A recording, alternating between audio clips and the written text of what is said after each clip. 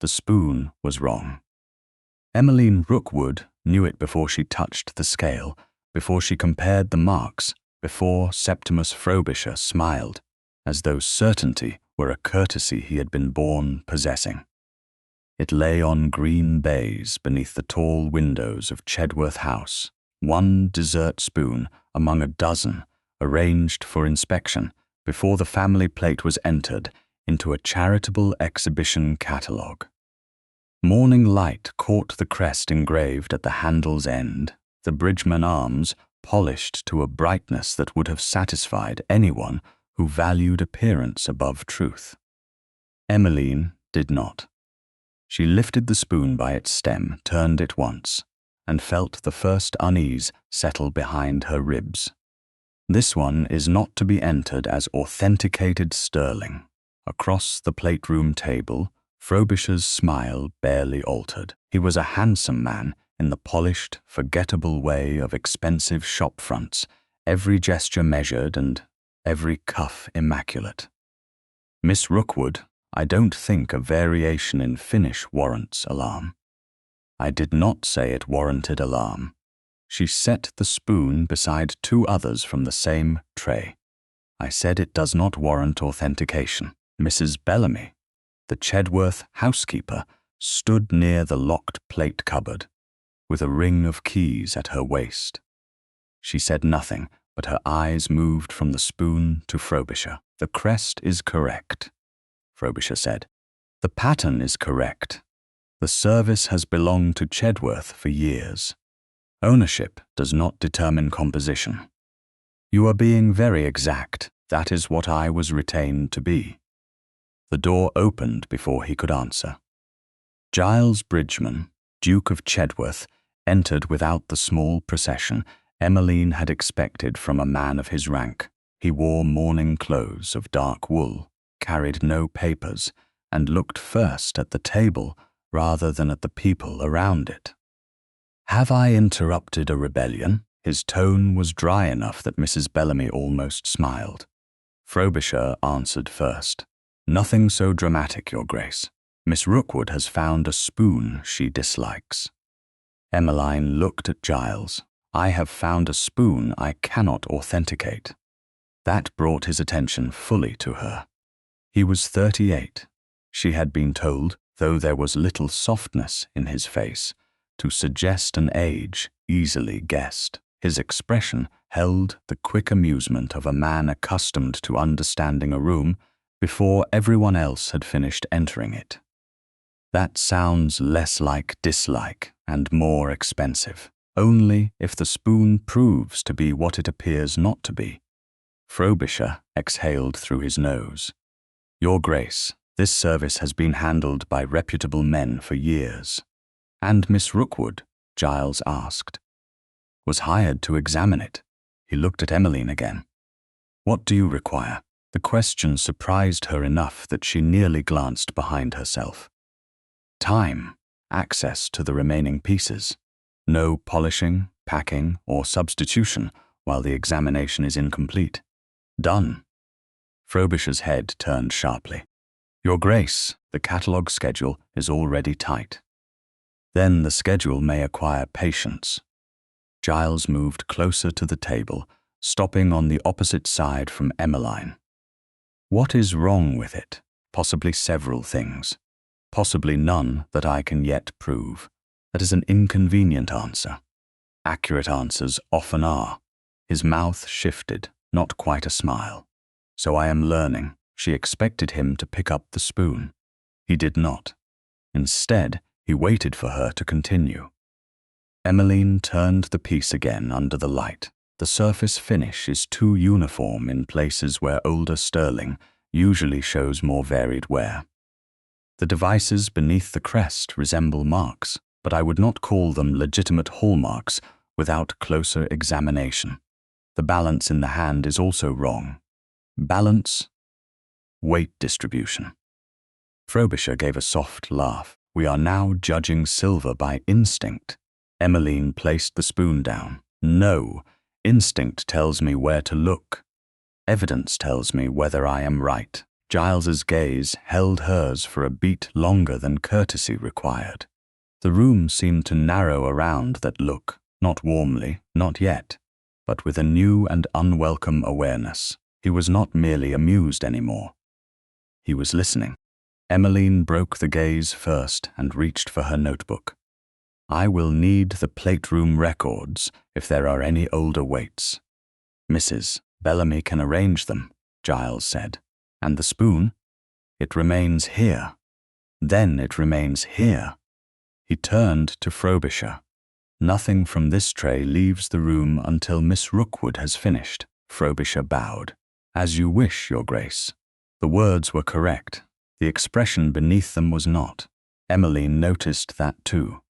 By noon, she had marked 3 additional pieces for comparison and refused to sign the preliminary catalogue inventory. She left Chedworth House through the service side passage because Mrs. Bellamy had sent a maid ahead to fetch her hired carriage. Voices reached her before she turned the corner. Giles was speaking to his valet in the adjoining corridor. "Who is Miss Rookwood, exactly?" "Mr. Rookwood's daughter, Your Grace. Rookwood and Company in Clerkenwell. Her father died 2 years ago. She runs much of the appraisal work herself now." A pause followed. Emmeline should have kept walking. Instead, the stillness of the corridor held her for 1 second too long. Giles spoke again. "Pretty enough, sharp as a spoon." His valet made the smallest uncertain sound, the sort servants perfected when gentlemen expected laughter but had not quite earned it. Emmeline felt the insult not as heat, but as a clean, cold pressure beneath her breastbone. Pretty enough. Sharp as a spoon. 2 judgments delivered after less than an hour in the same room, neither of them requiring him to know her. She moved before either man could discover her there. Her steps remained even. She did not hurry. By the time she reached the waiting carriage, her face had settled into the calm she used with customers who mistook restraint for weakness.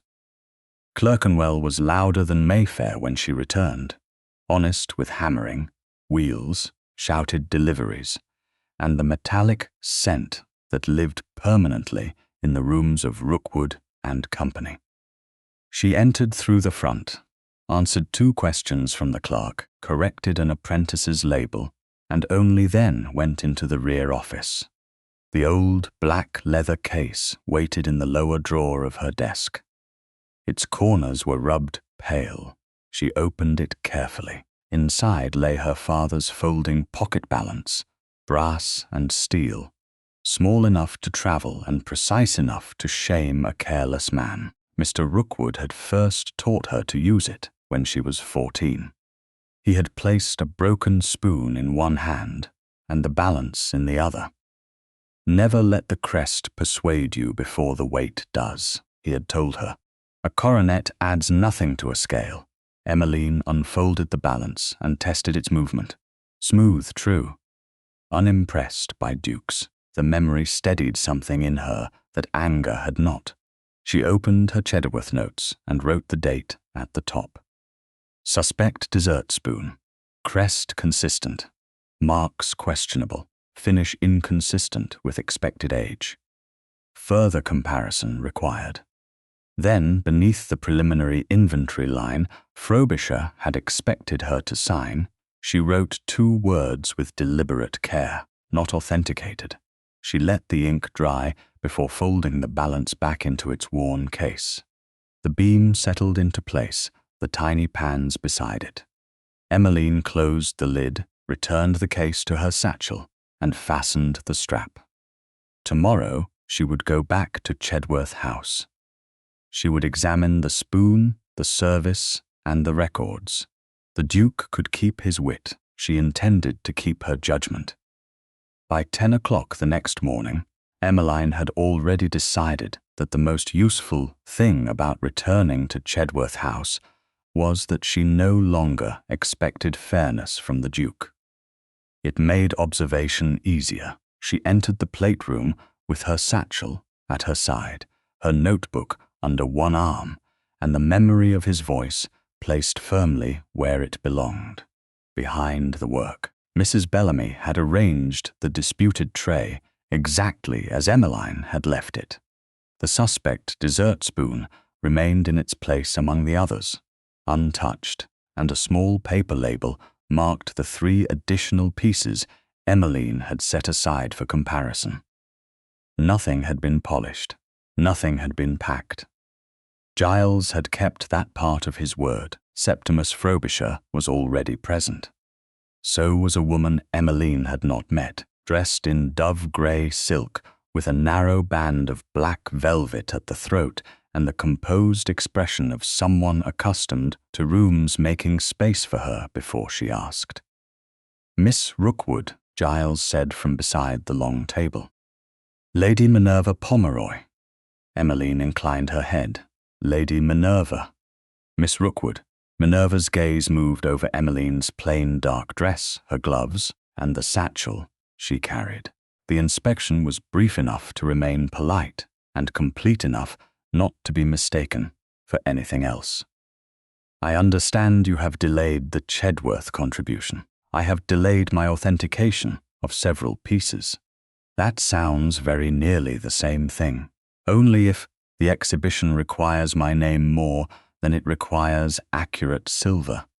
Giles looked down, perhaps to hide amusement. Emmeline noticed and refused to reward him for it. Frobisher stepped toward the table. "Your Grace, I have reviewed the inventory again. Nothing in the household records suggests that the service was ever replaced. The variation Miss Rookwood noticed can be explained by ordinary repair, polishing, or workshop handling." "Can it?" Giles asked. "Entirely. Then there should be no difficulty in letting her prove that." Frobisher's expression held. "The difficulty is time. The exhibition committee expects the Chedworth list shortly." Minerva turned slightly toward Giles.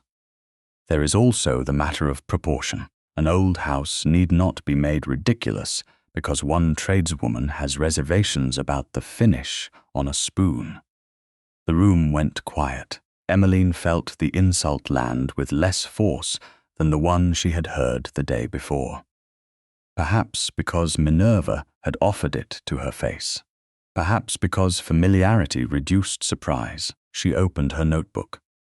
"If the concern is ridicule, Lady Minerva, then certainty should help us more than haste. Certainty can become a luxury when society is waiting. False certainty is usually more expensive." Giles' gaze shifted to Emmeline. Yesterday he had looked entertained by her. Today he looked more alert, as though each answer made him revise something privately. Minerva noticed that too. "Giles," she said, with the easy familiarity of long social acquaintance, "surely you do not intend to let the entire exhibition schedule bend around one disputed opinion?" "No." He moved to the head of the table. "I intend to let the examination finish." Frobisher's jaw tightened almost invisibly. Giles continued.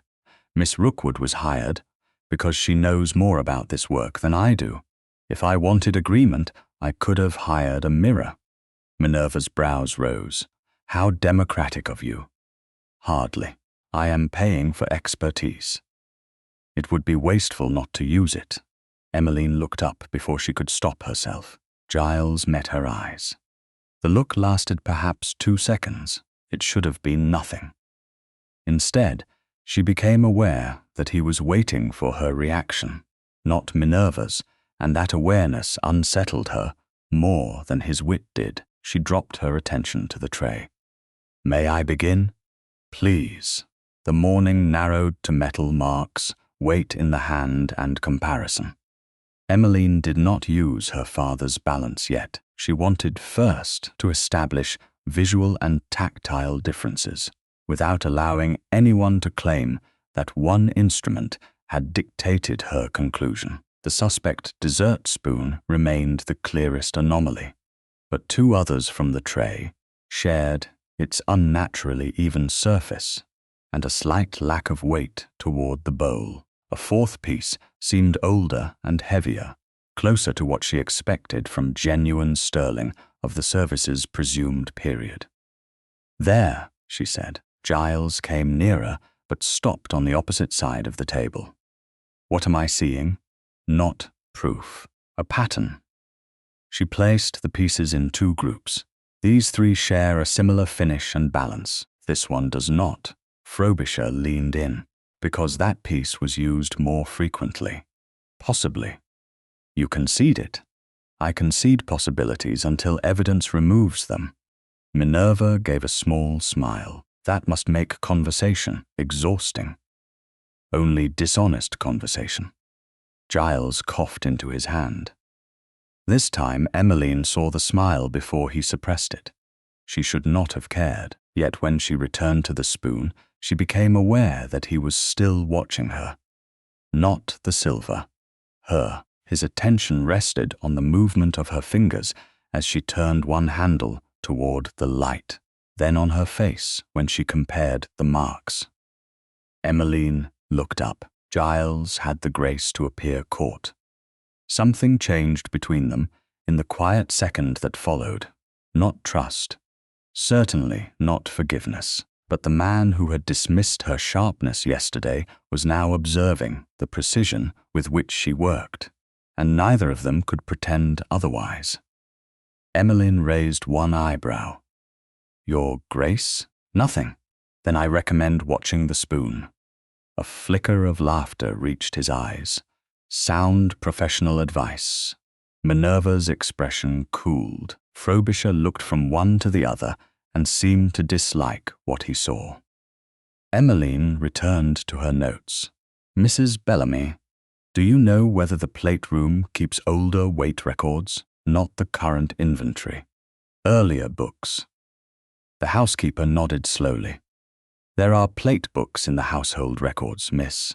Some go back many years." Frobisher spoke before Emmeline could answer. "Those old books are hardly necessary.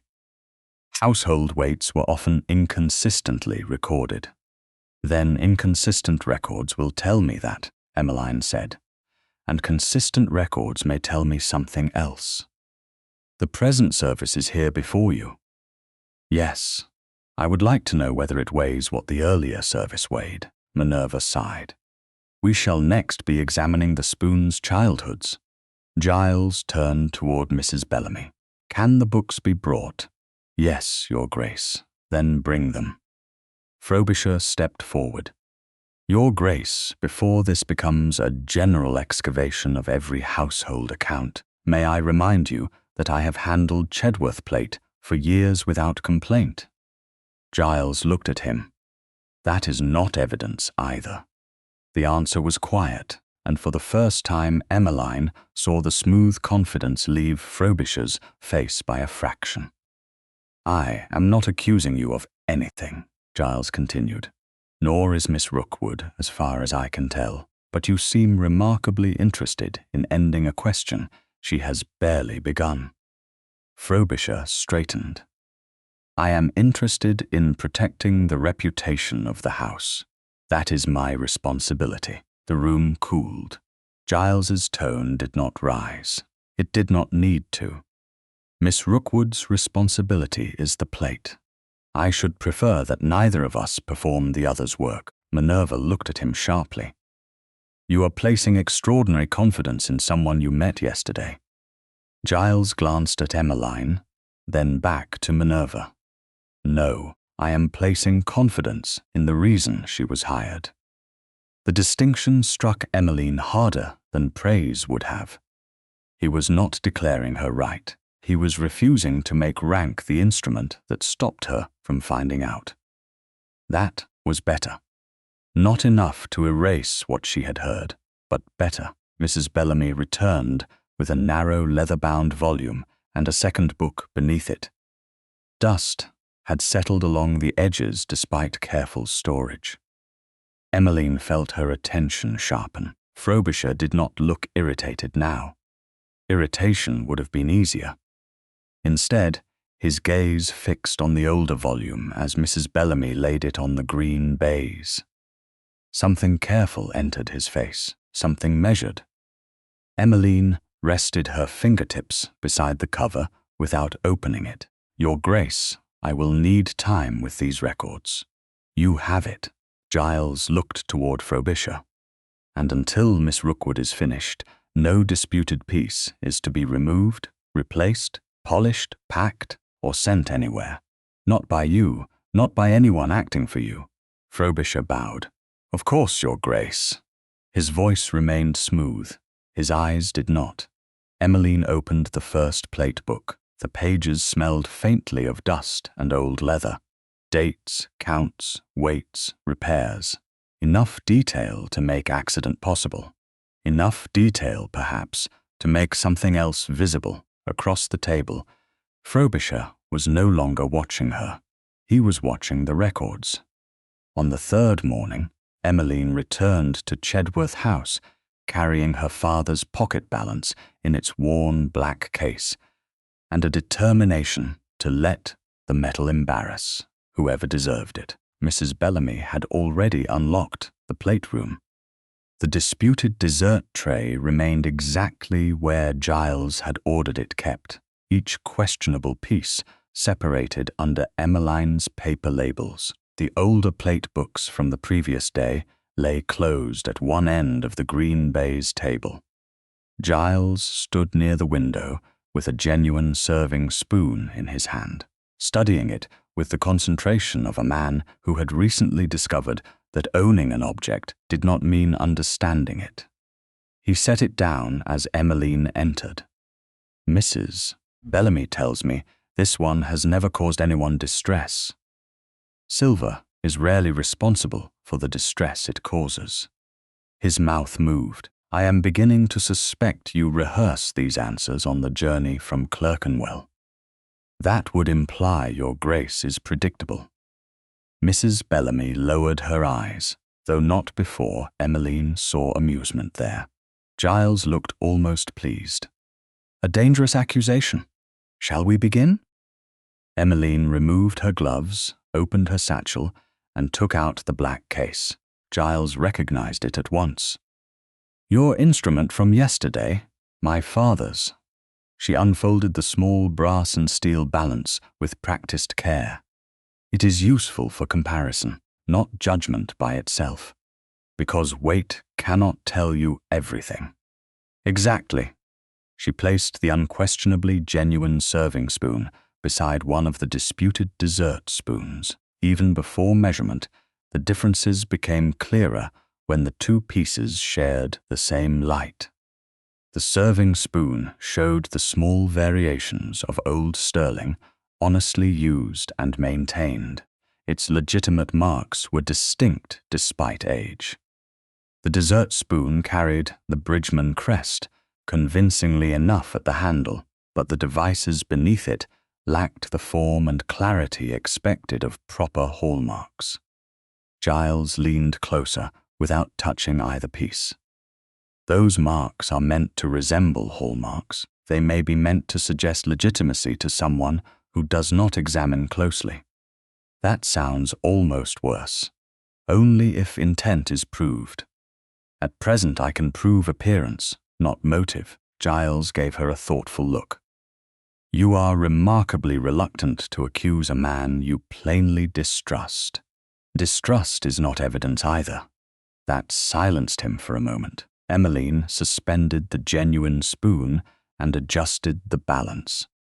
Then she repeated the process with the disputed dessert spoon, using a comparison procedure rather than pretending the two objects should weigh identically despite their different size and purpose. She explained only what mattered. "The discrepancy is consistent with what I felt in the hand. The questionable pieces are lighter in a way that strengthens the need for material examination and historical comparison, but it does not prove they are plated. No, you disappoint me. I imagine the spoon has already done enough of that." Giles glanced at the disputed piece, a rather dull instrument to have caused this much trouble. Emmeline looked at him. The words from the corridor returned with perfect clarity. Pretty enough, sharp as a spoon. She could have ignored them again. Instead, something in his expression made restraint feel less like dignity and more like permission. A spoon need not be sharp to expose a blunt judgment, Your Grace. Giles went still. Mrs. Bellamy became suddenly interested in the plate cupboard. Emmeline saw understanding arrive in his face, not gradually, but all at once. You heard me. Yes. Yesterday, yes. For the first time since she had met him, his wit failed completely. Giles looked toward the closed door, then back at her. That was discourteous. Emmeline waited. The word was true and insufficient. He seemed to realize it himself.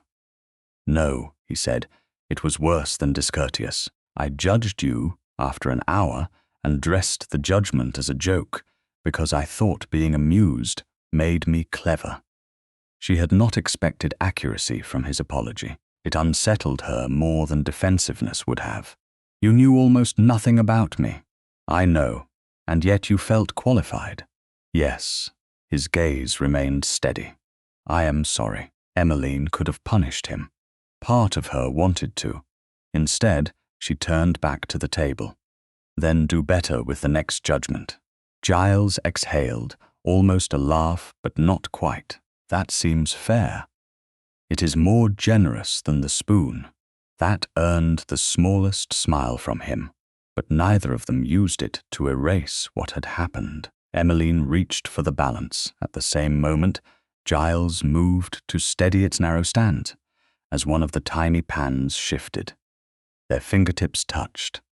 The contact was brief, accidental, and startling enough that both stopped.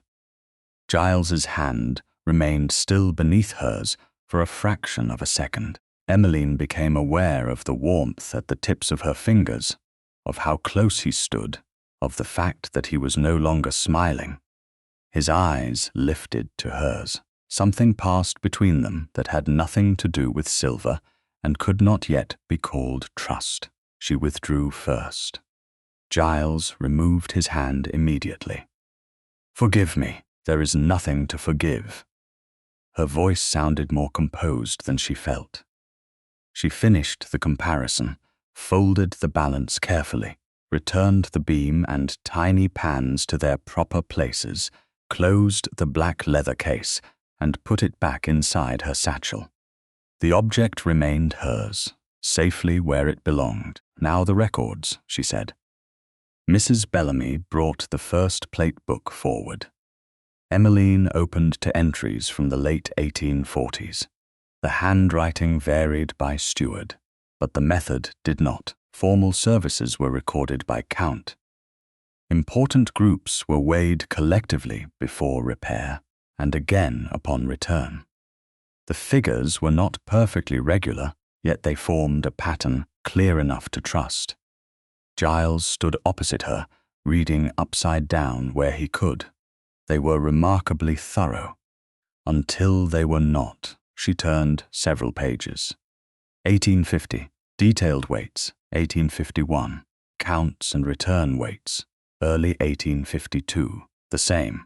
Then, in spring of that year, the style changed. A service was sent out for work. The return entry contained no corresponding weight. Only 2 words followed the list, returned complete. Emmeline frowned and turned the page. Another repair entry later that year showed the same omission, returned complete. Does that matter? Giles asked. One missing weight might not. She flipped backward, but this household recorded return weights repeatedly before this. She moved forward again. Then the practice stops. Exactly when? 1852. Giles's attention sharpened. The same year the questionable pieces may have been altered. We do not know that yet, but it is the first year the records stop telling us what came back. Yes. Mrs. Bellamy drew closer. That was before my time as housekeeper, miss, though I served below stairs then. The plate was sent out more often that year. There was talk of preparing it for several family dinners. Emmeline looked at her. Do you remember who handled the work? Mrs. Bellamy hesitated. Tradeswoman came through the steward. Mr. Frobisher's name was known in the house. Giles's expression changed. Not suspicion exactly, recognition of a connection. Emmeline turned another page. There it was, a notation beside a repair entry. S. Frobisher, selected pieces received for polishing and repair. She placed one finger beneath the line. Giles leaned over the book but did not touch it. So he was involved. He had legitimate access, Emmeline said. That is all this proves. You insist on making every useful conclusion smaller. I insist on making it true. He looked at her, and this time there was no amusement in his face, only respect, quieter and more dangerous than charm. Then what is true now? Emmeline looked from the 1852 entry to the disputed dessert spoon lying beneath the Chedworth crest. Before 1852, this house recorded what weight of silver returned from significant work. In 1852, that detail begins to disappear. Mr. Frobisher had access during that same period. We have several pieces now that do not behave like the older sterling around them. She closed the book halfway. That is enough to continue. Not enough to accuse. Giles nodded once. Then we continue. Emmeline turned back to the page. The answer was not there yet, but for the first time, the mystery had acquired a year. By the fourth morning, the question was no longer whether one spoon felt wrong. The question was, what had happened to an entire pattern of silver after 1852? Emmeline sat at the long table in the Chedworth plate room with 3 old household books open before her, the disputed tray locked away within sight, and Mrs. Bellamy standing nearby with another packet of tradesmen's papers. Giles had arrived before her. He had apparently spent enough of the previous evening reading household inventories to discover that aristocratic inheritance contained a surprising quantity of arithmetic. I had thought family silver merely existed, he said as Emmeline removed her gloves. Like ancestors and inconvenient portraits, most expensive things become less mysterious when someone records the weight. That sentence would ruin half the poetry of Mayfair. Then Mayfair should avoid scales.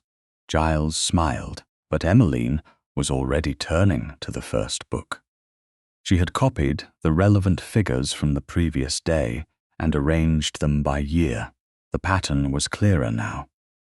Before 1852, substantial groups of plate sent for repair were recorded twice. Count on departure, wait on departure, then count and wait again upon return. The numbers varied slightly, as honest metalwork might require, but the clerks had preserved enough detail to show what left the house and what came back. Then came spring 1852. Here, Emmeline said. Giles moved to the opposite side of the table. He did not lean over her shoulder. She noticed that. 12 dessert spoons recorded before work. Collective weight entered. She moved one finger down the page. Sent through Mr. Frobisher for polishing and repair, and after returned complete. Giles frowned. No weight, no weight. She turned to another entry several weeks later. 6 forks. Same thing. Count before departure. No return weight. Returned complete. Could the steward simply have become lazy? Certainly. You say that as though you dislike the possibility. I like possibilities. I dislike treating them as conclusions. He gave a small nod. Fair. Emmeline pulled the currant tray toward the edge of the locked display area only after Mrs. Bellamy opened it for her. She did not remove the pieces from the room. Together, under Mrs. Bellamy's observation, they compared the present count with the historical entry. 12 dessert spoons. The number matched. That would have comforted anyone who cared only about quantity. Emmeline cared about what quantity could conceal. The current group is materially lighter than the old collective figure permits, she said. Giles looked at the handwritten numbers. By enough to matter, enough that ordinary polishing does not satisfy me. How much silver can polishing remove? Some, especially over years and repeated work. But not enough to explain the marks, the unnaturally even finish on several pieces. And the weight changed together without further explanation. The door opened. Frobisher entered with Lady Minerva Pomeroy. He carried himself as though the plate room belonged to his reputation, and everyone else merely worked inside it. "Still weighing ghosts?" he asked. Emmeline looked up. "Only silver. The distinction is becoming philosophical." Minerva came to the table. "Giles, the exhibition committee, has begun asking when the Chedworth entry will be finalized." Then they have learned suspense. They are not amused. Neither is Miss Rookwood. Minerva glanced at Emmeline. "Miss Rookwood appears to enjoy being correct. I enjoy knowing whether I am." Frobisher placed one hand lightly on the back of a chair. "Your Grace, there is nothing extraordinary here. Polishing changes weight. Repairs change weight. Pieces are reshaped. Edges are dressed. Handles are corrected. Every household with old silver has variations." Emmeline nodded. "Yes." He paused, almost disappointed by the agreement. "Then perhaps we can stop converting normal workmanship into suspicion. Normal workmanship should explain the result. It does. Then explain why the house stopped recording. Return weights at exactly the point your name begins, appearing more frequently in the repair entries." Silence followed. Frobisher's expression remained pleasant. "You are making much of clerical habits." "I am asking whether they changed by accident. And I am telling you they very often do. Then, why do the questionable pieces also differ from the older ones? Because they were repaired. Repair does not create false-looking marks." His smile thinned. "False-looking according to whom?" "According to anyone who knows what legitimate hallmarks should look like." Giles' gaze moved from Emmeline to Frobisher. "That answer seems reasonably specific." Frobisher ignored him for a moment. "Clients pay to see continuity, Miss Rookwood. They don't pay to be embarrassed by every alteration made in a workshop. If a handle must be renewed, a crest strengthened, a worn piece made presentable, the household expects the service to return looking whole." Emmeline became very still. The sentence was not a confession. It was something more useful. A philosophy. "Looking whole," she repeated, "naturally. Even if what returns is not materially identical to what left." Frobisher's eyes sharpened. "You are twisting ordinary language." "No, I am asking what you mean by continuity." Minerva sighed. "Must every word become evidence?" Emmeline looked at her. "Only the revealing ones." Giles lowered his head and laughed. It was not the restrained breath of amusement he had used before. This time the sound escaped him fully. Emmeline looked toward him despite herself. Their eyes met. For one quiet second, the tension in the room changed shape. He was smiling at her because he understood the joke, and because, she realized, he had stopped expecting her to soften herself for him. Her own mouth curved before she could prevent it. The shared amusement lasted only a moment. Then, neither looked away as quickly as they should have. Something warmer moved beneath the argument, brief enough to deny and clear enough to remember. Minerva noticed. Her face cooled. Frobisher noticed too, though his concern seemed less romantic than strategic. Mrs. Bellamy broke the silence by setting a narrow bundle of folded papers on the table. "Your Grace, I found these with the steward's tradesman's papers from 1852. Emmeline stepped back from Giles and opened the bundle carefully. Most sheets were ordinary. Cleaning charges, repairs, transport. Then a narrow docket appeared between two accounts. The handwriting differed from the household hand. Emmeline read the line once, then again. Selected Chedworth pieces received for polishing, repair, and pattern work, she said. Giles came closer. Whose name? She pointed. Mr. S. Frobisher. Frobisher's expression did not change. As I have already said, I handled work for the house. There is another line, Emmeline said. She read it aloud. Outside pattern work arranged by Mr. S. Frobisher. Giles looked directly at him. Outside where? Workshops were used according to availability. Which workshop? I would need to consult old accounts. Emmeline watched him. Yesterday he had answered every challenge before it was fully formed. Now he had found vagueness. Giles noticed the same thing. You have handled Chedworth plate for years, he said. You have reminded us of that repeatedly. Yes, Your Grace. Then, who performed the outside pattern work in 1852? Frobisher's jaw tightened. I cannot say from memory. Not even the town? No. Emmeline lowered her gaze to the docket. Outside pattern work, 12 dessert spoons. A service whose recorded return weights vanished in the same year. None of it proved substitution. Yet the shape of the mystery had changed again. Someone beyond Chedworth House had been asked to reproduce something. Giles looked at her rather than at Frobisher. What do you need next? The current weights recorded precisely. Any trade notes connected with Mr. Frobisher's outside work, and time. You have all three. Frobisher turned toward him. Your Grace, you are allowing one unexplained docket to outweigh years of satisfactory service. Giles's expression became quiet. No, I am allowing an unexplained docket to remain unexplained until someone explains it. Emmeline looked down at the line once more. For the first time, Frobisher had not tried to end the question by answering it. He had tried to survive it by saying he could not remember. Rookwood and Company occupied a narrow Clerkenwell building, whose front windows displayed very little that glittered. Emmeline's father had always said that anyone, choosing an appraiser by the brightness of the window, deserved whatever followed.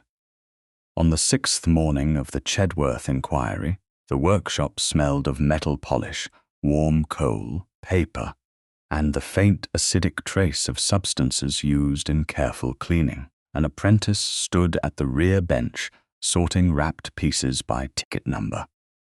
Another copied an estimate beneath the clerk's supervision. Nothing stopped when the Duke of Chedworth's carriage drew up outside.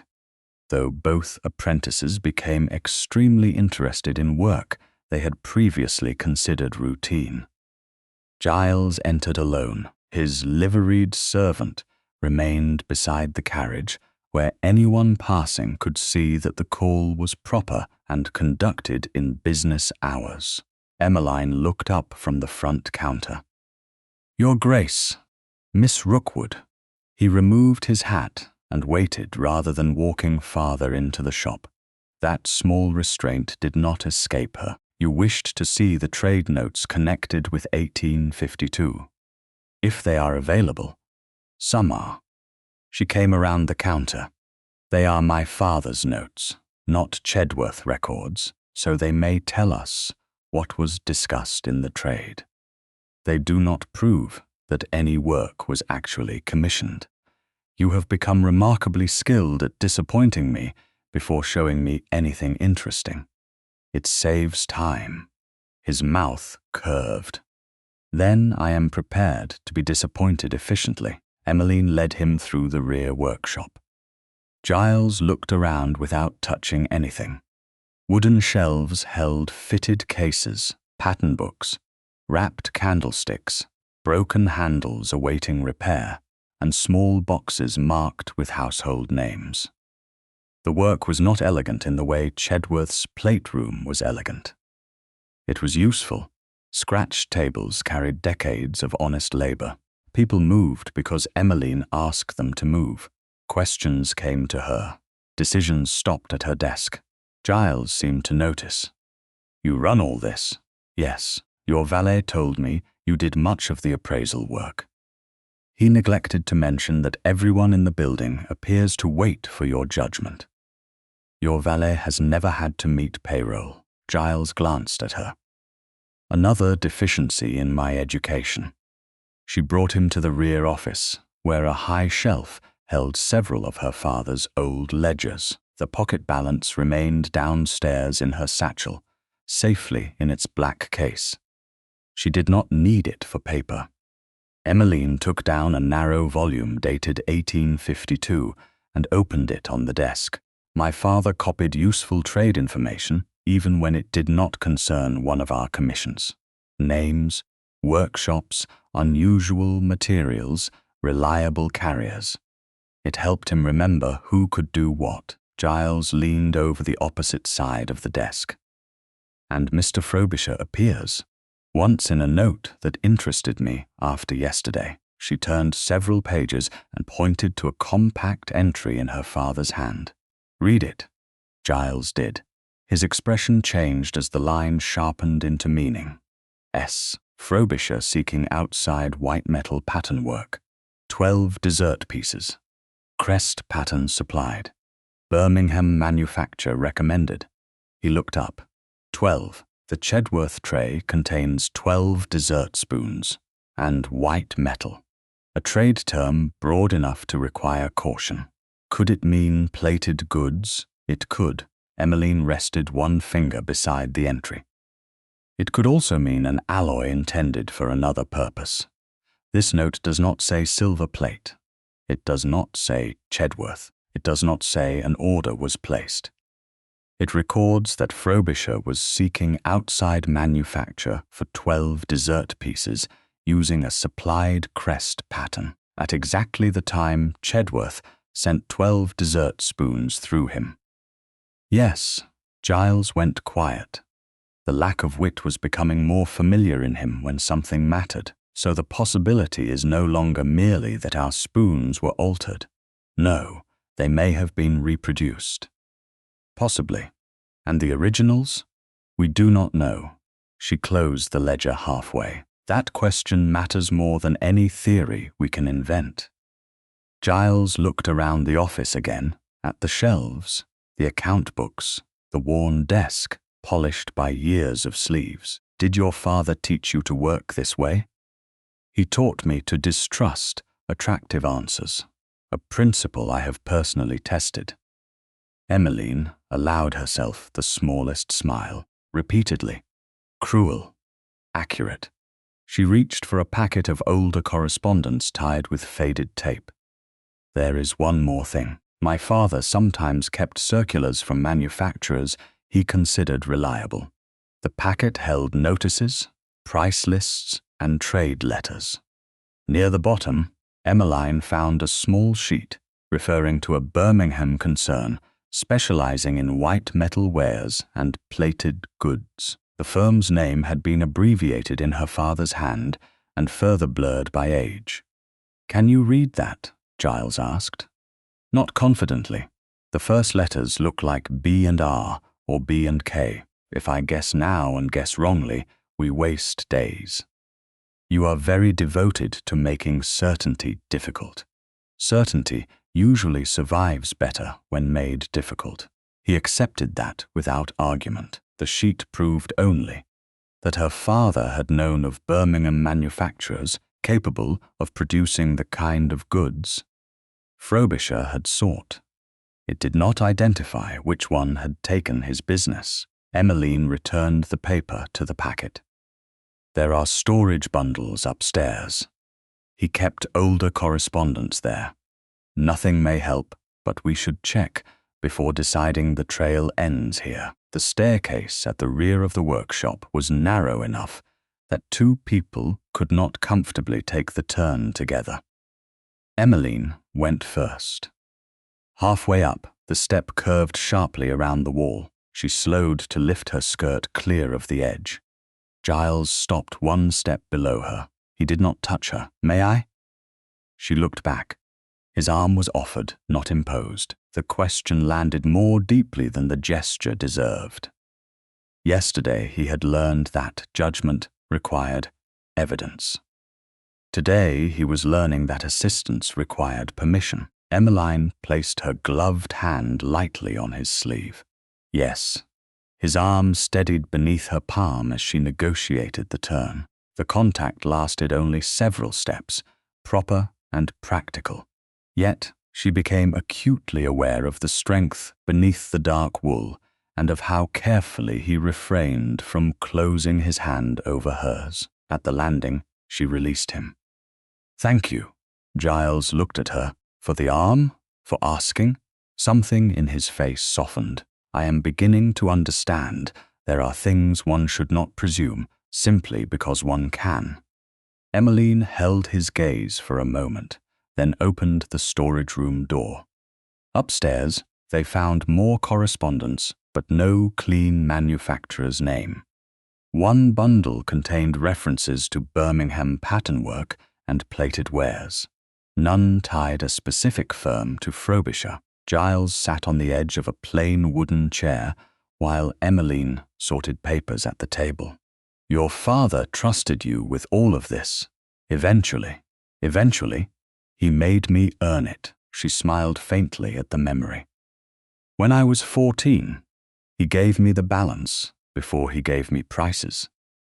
Said a person who could be impressed by a crest had no business valuing what sat beneath it. Severe, kind in the long run, because he took you seriously." The words were quiet. Emmeline looked at him. "Yes." Giles lowered his eyes to the old papers. "I envy that, being taken seriously, knowing precisely what useful work you are meant to do." The admission came without polish.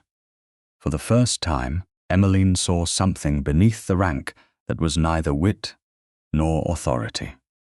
A man surrounded by inherited purpose, who did not necessarily feel useful inside it. Before she could answer, footsteps sounded below. The clerk called from the stair that a messenger had arrived from Chedworth House. Giles went down first this time. A sealed note waited on the front counter. He broke it, read, and the vulnerability vanished beneath sudden concentration.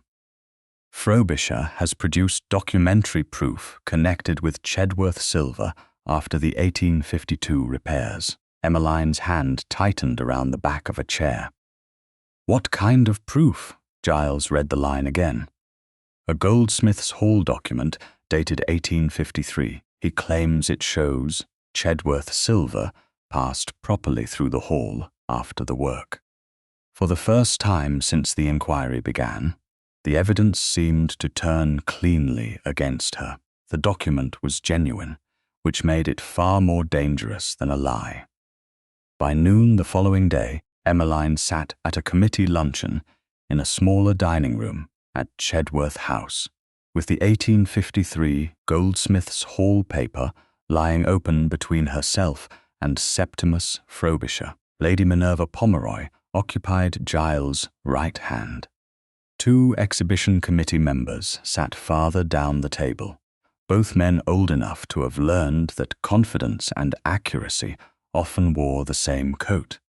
Giles had asked Emmeline to attend because Frobisher insisted. The paper settled the matter. Frobisher, for his part, had arrived carrying it in a leather portfolio as though he were bringing a verdict. "There," he said after the first course had been removed, "I don't see what remains to dispute." Emmeline did not touch the paper immediately. She read the heading, the date, the description, and the notation beneath it twice. The document appeared legitimate. The wording was formal, the reference numbers are consistent with a hall transaction, and nothing about the paper itself suggested fraud. Her stomach tightened anyway. "This concerns one serving spoon." Frobisher smiled, One Chedworth serving spoon. Yes, submitted after the 1852 work. Yes, properly passed through the hall. Emmeline looked at him. According to this, one newly made sterling serving spoon was submitted for assay and hallmarking in 1853. Minerva set down her wineglass, which would seem to establish that Chedworth silver was being handled properly after the repairs. It establishes that this one spoon was. You are making the distinction microscopic. No, the document makes it specific. Giles had been silent, reading a second time from where he sat. Does it mention the dessert service? He asked. No, Emmeline said. Does it mention 12 pieces? No. Does it say the whole service was assayed? No. Frobisher leaned back. Because no sensible household sends an entire old service through the hall merely to reassure itself. A representative piece may be sufficient in practice. Emmeline kept her voice even. Sufficient for what? For demonstrating that Chedworth was dealing in proper sterling. That is not the same as proving every item returned in 1852 was sterling. One committee member frowned. Miss Rookwood, are you suggesting the whole paper was deliberately used to cover something else? I am saying the paper proves less than Mr. Frobisher claims it proves. That sounds very close to an accusation, Minerva said. It is a statement of scope. Frobisher tapped one finger beside the date. You have already admitted the document is genuine.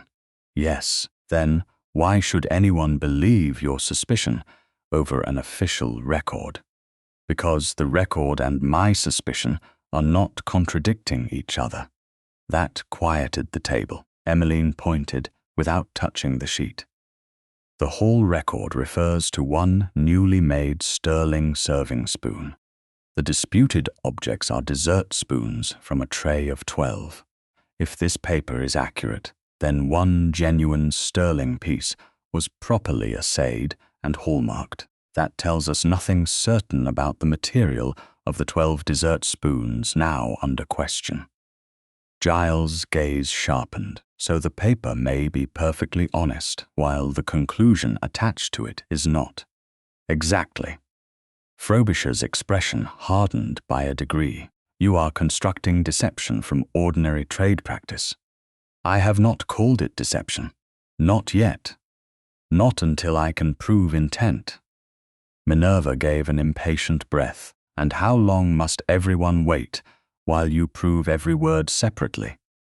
Emmeline turned toward her. As long as necessary to avoid saying something false.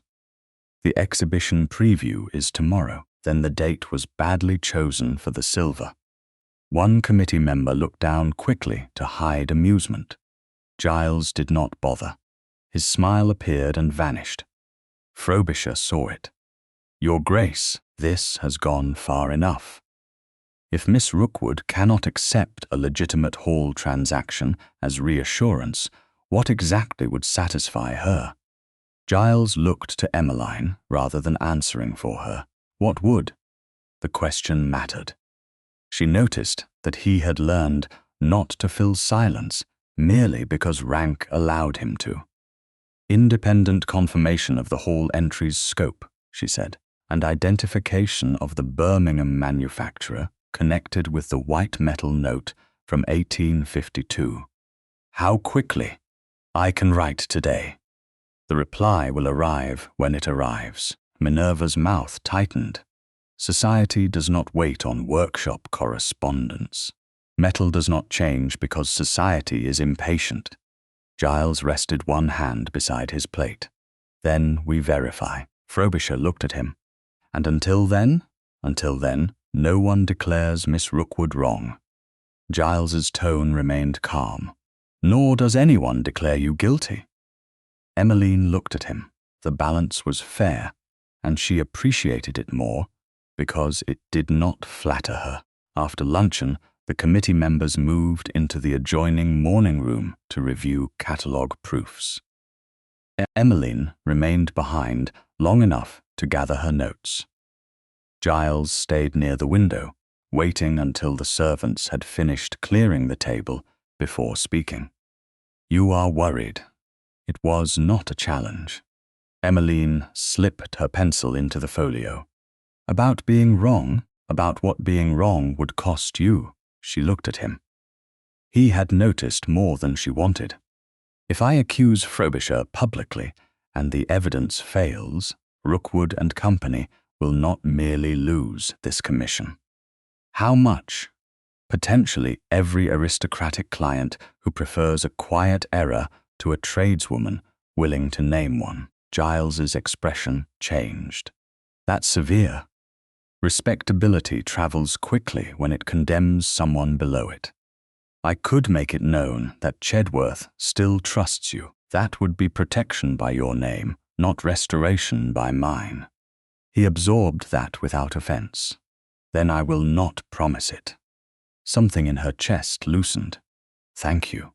You sound surprised. Most powerful men enjoy promises because they sound generous before the consequences arrive."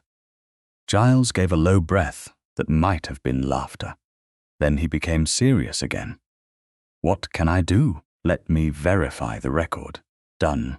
And do not call me correct merely because you want me to be." "Also done." Silence settled between them. Emmeline realized her hands were clenched around the edge of the folio. She forced them to loosen. Giles noticed.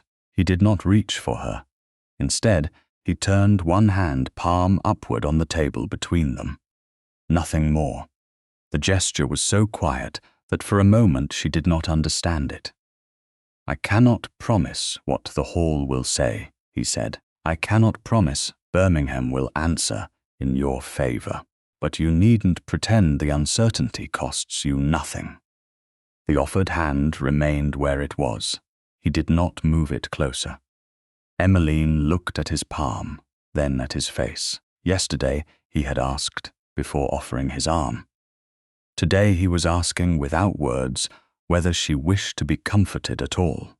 She placed her hand in his. Giles's fingers closed only after hers settled. The contact was warmer than she expected, steady rather than possessive. For several seconds neither spoke. Emmeline felt the strange relief of being afraid without having to disguise fear as irritation. His thumb shifted once against the side of her glove, then stopped. "You don't have to rescue my business," she said quietly. "I know. You don't have to rescue me." "I know that too." "Good. You are very demanding for someone holding my hand." She looked at him. "You offered it. A reckless decision. There is still time to reconsider." "I'd rather not." The words were light, but his eyes were not. Emmeline tightened her fingers once before releasing him. Giles let her go immediately. In the morning room, the catalogue proofs had already been spread across a long table. Minerva stood beside the committee secretary. Frobisher was speaking to the printer's representative. Emmeline approached and saw the line beneath the Chedworth entry. "Authentic Bridgeman Sterling, properly verified following restoration." "No," she said. The secretary looked up. "Miss Rookwood, that wording goes beyond the evidence." Frobisher turned. "We have just discussed the whole document." "Yes, which is why this cannot stand." Minerva folded her hands. "The committee has already approved the general description." Giles entered behind Emmeline. "Then the committee can amend it." The printer's representative looked uncomfortable. "Your Grace, some sheets have already been set. The preview copies are due tomorrow." Emmeline looked at the printed words again. A genuine document had become a false certainty simply by being made broader than it was. "Then tomorrow," she said, "I will not allow Rookwood and Company to appear beneath that description." Frobisher's eyes narrowed. Minerva looked almost pleased by the conflict she expected to follow. Giles said nothing. For the moment, he had learned enough to let Emmeline speak for her own name. By 3 o'clock the next afternoon, Emmeline had learned that a falsehood did not need to be forged. If respectable people were willing to print it broadly enough, the exhibition preview occupied a suite of rooms, bright with chandeliers, polished plate, committee ribbons, and the low confidence of people who believed embarrassment could be managed through good breeding. The disputed Chedworth dessert tray had been kept apart from the principal display under joint Chedworth and committee custody, exactly as Giles had ordered. It stood at the far end of a long table beneath a temporary card while the final catalogue description remained contested. That should have reassured her. It did not. A stack of preview sheets lay near the committee secretary's elbow. Emmeline picked up the top copy and found the sentence almost immediately. Authentic Bridgman sterling, properly verified following restoration. No distinction between the one newly made serving spoon connected to the 1853 Hall transaction and the 12 disputed dessert spoons. No caution, no uncertainty, just certainty made convenient. "This wording cannot stand," she said. The secretary looked up from his notes. "Miss Rookwood? The whole document concerns one serving spoon. It does not authenticate this dessert service." He glanced toward Frobisher, who stood speaking with two patrons near the doorway. "Mr. Frobisher has advised the committee that the record demonstrates proper handling of Chedworth silver after the repairs. Mr. Frobisher may advise what he likes. Rookwood and Company will not appear beneath that statement." The secretary's expression tightened. "Your firm was retained by His Grace. My firm was retained to examine the plate, not to lend my name to conclusions I have not made." Lady Minerva Pomeroy approached before the man could answer. She wore pale blue silk today, cool enough in color to make her expression seem even colder. "Are we still discussing one spoon? We are discussing 12. No, you are discussing whether society must stop an exhibition because a tradeswoman dislikes the wording of a catalogue. I dislike inaccurate wording regardless of who prints it." Minerva gave a faint smile. "How fortunate for you that accuracy has become so visible." The insult was polished, but its meaning required no interpretation. Emmeline felt several nearby conversations soften. Frobisher had turned toward them now. Giles, farther across the room, noticed last. He excused himself from an elderly committee patron and began walking in their direction. Frobisher arrived first. "Miss Rookwood, surely you do not intend to make a public disturbance over language we have already discussed." "I intend to keep my professional name off a statement I cannot support." "Then say plainly what you do support." "I support further verification." "That is not an answer. It is the only answer the evidence presently permits." Frobisher's voice grew louder by just enough to pull attention, without appearing theatrical. "Do you believe I substituted Chedworth silver?" There it was, the choice he wanted her to make in front of witnesses.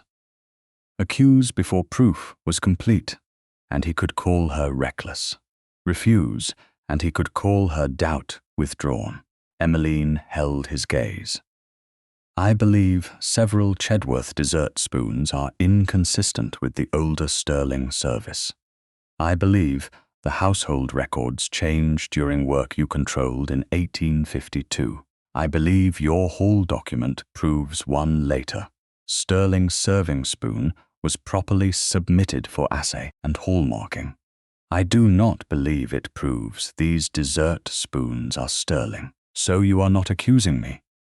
I am refusing to certify what I cannot verify." Minerva stepped closer, which is a remarkably profitable position. You attract attention by casting doubt, then retreat into professional caution whenever asked to defend the implication. Giles reached them then. His expression had lost all amusement. Lady Minerva. Giles, surely you see what is happening. A commercial woman attaches herself to a fashionable inquiry, gains private access to your household records, and then discovers that suspicion gives her a social importance accuracy never could. The room changed.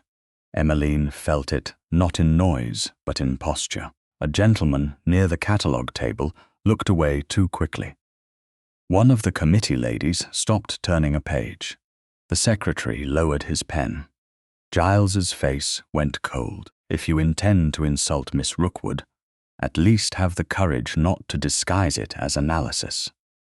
Minerva flushed. I am protecting the committee from becoming ridiculous by attacking the person who found the discrepancy, by asking whether the discrepancy is becoming an occupation. Frobisher spread his hands. Your Grace, this cannot continue indefinitely. Either Miss Rookwood believes I committed fraud, or she does not. The preview is open. Patrons are arriving. The committee requires a position. Giles looked toward the disputed tray. Emmeline saw the calculation move through him. He believed there was a problem. She knew that. He also saw a room ready to turn professional uncertainty into scandal before the evidence had caught up. Remove the Chedworth tray from the preview entirely, he said. The committee secretary straightened. Your Grace, withdraw it. No catalogue description is to present it as authenticated until the matter is resolved. Relief moved through Emmeline so quickly that it almost hurt. Then the secretary turned toward her. And Rookwood and Company, Miss, remove my firm's name from any disputed description. The man hesitated. Then, instead of answering her, he looked at Giles. The movement was small, instinctive, devastating. Emmeline watched Giles see it. For one instant, she believed he understood. Perhaps he did. Perhaps that was why his next mistake was made with such certainty. Miss Rookwood will make no further public statement until my private inquiry is complete, he said. Silence closed around them. Emmeline stared at him. Your Grace, Giles lowered his voice, as though gentleness could repair the authority of what he had just announced. There is too much uncertainty here, and too much appetite for scandal. I will have the facts established before anyone damages your firm or this house with premature accusation. You will have the facts established. Yes, and until then I am not to speak. His expression changed. That is not what I meant. It is what everyone heard. The secretary still held his pen. Minerva had gone very still. Frobisher's face betrayed the first hint of satisfaction. Giles stepped nearer, then stopped before crossing the distance completely. Emmeline, I am trying to protect you. The use of her Christian name struck harder than it should have. Yesterday, his open hand had felt like a choice. Today, the same man had turned concern into permission. From what? She asked. From an accusation you may not yet be able to prove. I have not made one. I know. Then, what you are protecting me from is speaking accurately while powerful people dislike the uncertainty. That is unfair. Is it? She turned toward the secretary. Remove Rookwood and Company from every description of the disputed Chedworth service unless I authorize its use in writing. The man glanced at Giles again. Emmeline felt the humiliation sharpen into something cleaner than pain. Do not look at him. I am speaking for my firm. The secretary flushed. Yes, Miss Rookwood. Giles's face had gone pale beneath its control. Emmeline, she looked at him. The evidence concerns your house. My name concerns mine. He said nothing. She continued. You did not ask me to remain silent. You announced it. You did not ask what risk I was willing to bear. You decided it for me because every person in this room would obey you. I thought, yes, you did. The words were quiet. That is the problem. Frobisher shifted, perhaps preparing to intervene. Emmeline did not allow him the opportunity. As of this moment, Rookwood and Company withdraws from the Chedworth Commission. Giles' composure broke. That is unnecessary. It is necessary to me. You do not have to abandon the inquiry because I made a poor choice of words. It was not a poor choice of words. It was a choice of authority. That silenced him. Emmeline gathered only what belonged to her. Her folio, her notebook, her gloves. The disputed Chedworth spoon remained with the tray under Chedworth and committee custody. Frobisher's 1853 document remained his. The household books remained House Bridgeman property. Nothing left the room with her except her own work. Giles moved as if he might follow when she turned toward the door. Then he stopped himself. Emmeline noticed. It was too late to matter, but she noticed. Behind her, Frobisher said to someone in the committee, "It appears Miss Rookwood has withdrawn her theory." She stopped at the doorway and looked back. "No, Mr. Frobisher, I have withdrawn your access to my silence." Then she left. That evening, at her desk in Clerkenwell, Emmeline opened 2 clean sheets of paper. The first she addressed to the Goldsmiths' Company Assay Office, requesting confirmation of the exact article described under the 1853 transaction. The second went to Birmingham, to the manufacturer she had finally traced through her father's trade notes and current directories. Her question was narrower than anger. Had Septimus Frobisher ordered 12 white metal dessert spoons in 1852 using a supplied aristocratic crest pattern? She sanded the letters, folded them, and sealed them herself. Giles had an inquiry now. So did she. The difference was that hers no longer required his permission. By the 9th morning, Emmeline had discovered that scandal could empty a workshop without ever entering the door. The first postponement arrived before breakfast, was cleared from the back office. Lady Doring's footman brought a folded note expressing regret that the household valuation planned for Thursday must be deferred until the uncertainty surrounding the Chedworth matter had settled. No accusation appeared in the wording. None was necessary. Emmeline read the note once, recorded the postponed commission in the business ledger, and instructed the clerk to leave the date open rather than strike the client from the book. The second postponement came before noon. A gentleman from Bloomsbury, who had entrusted Rookwood and Company with a small collection of Georgian flatware, sent word that he preferred to wait before proceeding with restoration. By afternoon, 2 squares on the workshop schedule stood blank. One apprentice noticed them while carrying finished pieces to the wrapping table. He looked at Emmeline, then quickly back at his work. She appreciated the attempt at discretion more than sympathy. "We will move the Bexley candlesticks forward," she said, "and Mr. Hale can begin the inventory from Holborn." The clerk hesitated. "Should we reduce the estimate on either, miss?" "No." "To keep the benches full?" "No." Emmeline closed the ledger. "We do not answer doubt by making our work cheaper." The clerk nodded. The decision cost her more than she allowed her face to show. Rookwood and Company was sound, but sound businesses depended upon rhythm. Wages, coal, materials, carriers, repairs, and household expenses did not become less real because aristocratic clients had suddenly become cautious. She had known there would be consequences when she left Chedworth. Knowing them had not made their arrival pleasant. Late that afternoon, a solicitor's letter came by hand. The paper was expensive. The language was not. Mr. Septimus Frobisher's legal representative wished to remind Miss Rookwood that circulation of unsupported allegations capable of injuring a respectable tradesman's reputation, could produce serious consequences. Emmeline read the warning standing behind the front counter. She found no demand for retraction. Because she had made no public accusation to retract, she found no denial of the Birmingham inquiry.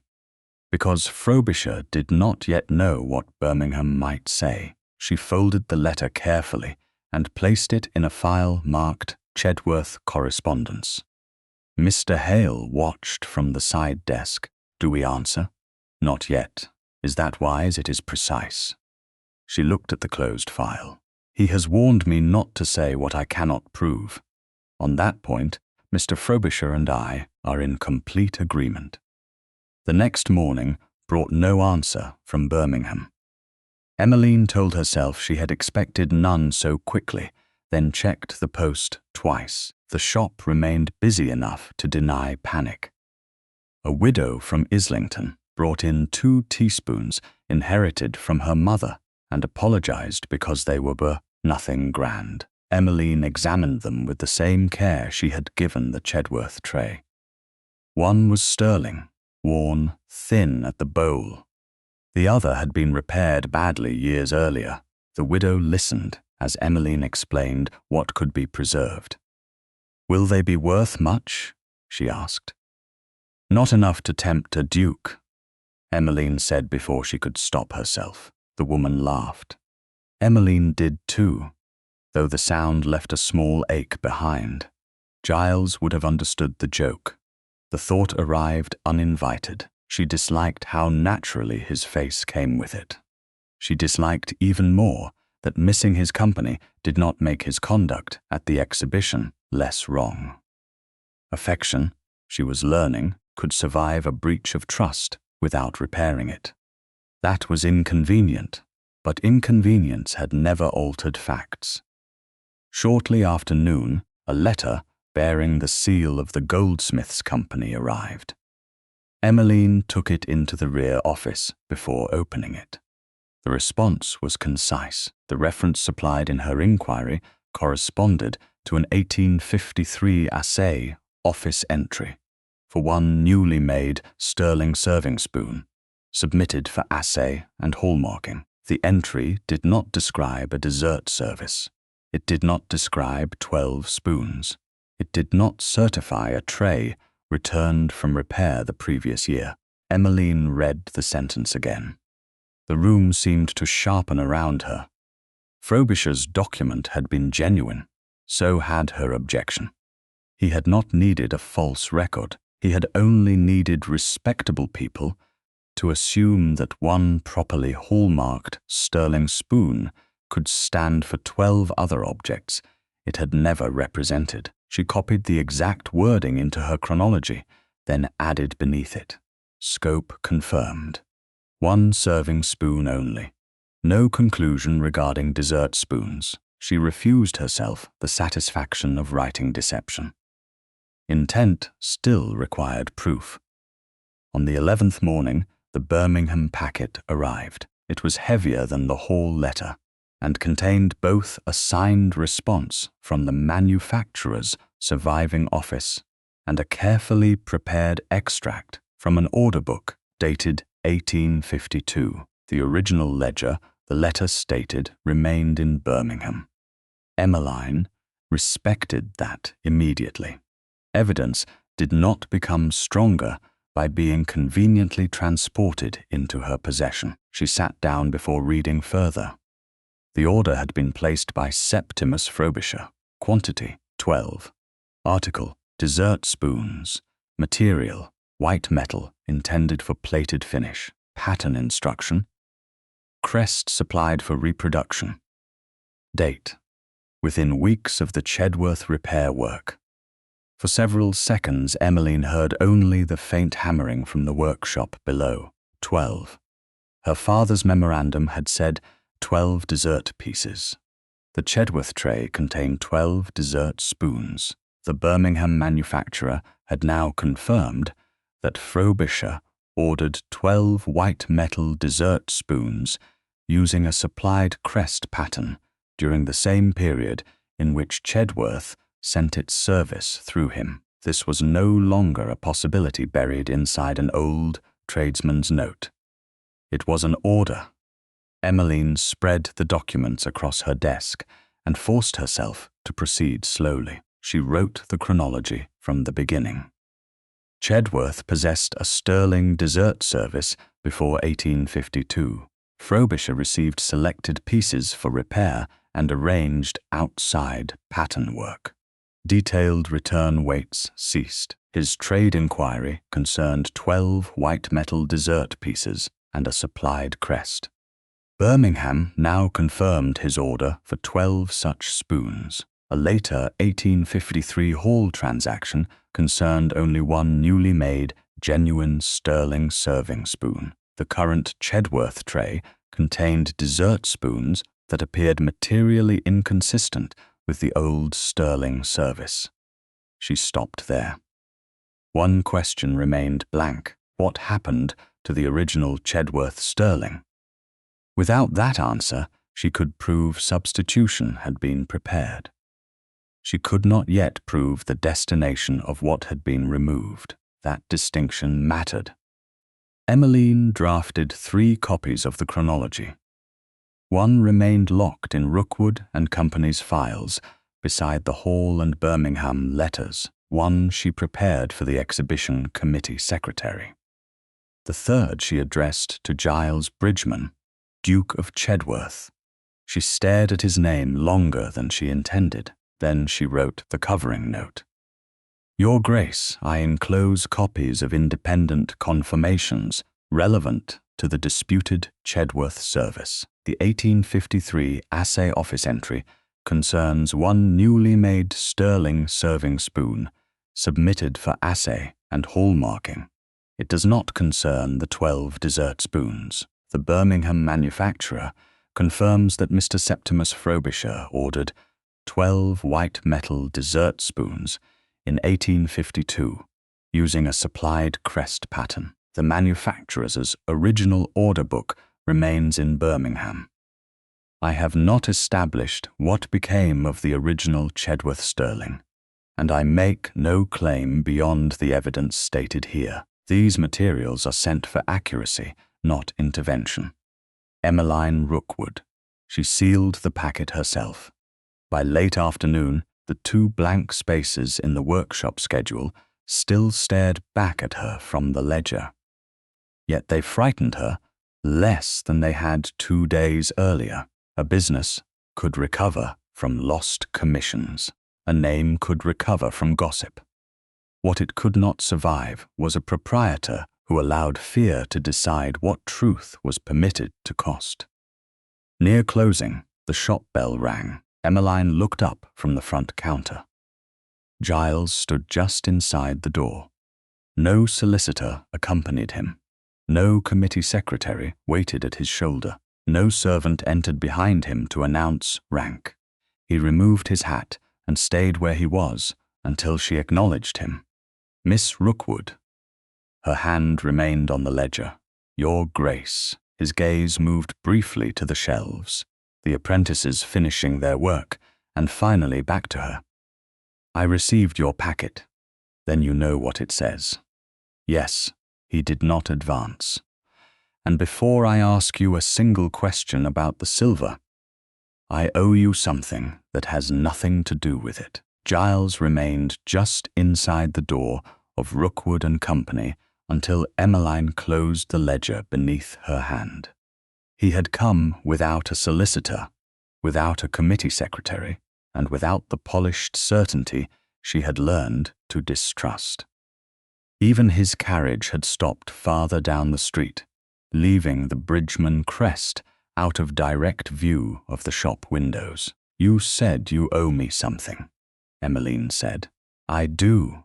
He removed his gloves, but did not place them on her counter. His eyes moved once toward the rear office, then back to her. May we speak somewhere your staff can still see us? The question caught her off guard. Days earlier, he would simply have assumed a room was available because he wished to use it. Emmeline indicated the rear office. Its door could remain open to the workshop. There. Giles waited until she entered first. Emmeline sat behind her desk. He stopped near the threshold. A chair stood opposite her. He looked at it, then at her, and did not move toward it. She noticed. "You may sit." "Thank you." He sat only then. The small act should not have mattered as much as it did. "I received your packet before noon," he began.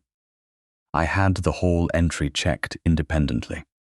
I also had the Birmingham order verified through the firm's London correspondent. Both confirmations match what you sent me." Emmeline folded her hands. "Then we agree on the evidence." "Yes, that is not what you came to say." "No." Giles drew a breath. "I came to say that I was wrong at the exhibition." Emmeline said nothing. He continued before she could decide whether the sentence was enough. Not merely clumsy. Not merely overprotective. Wrong. His voice was stripped of wit.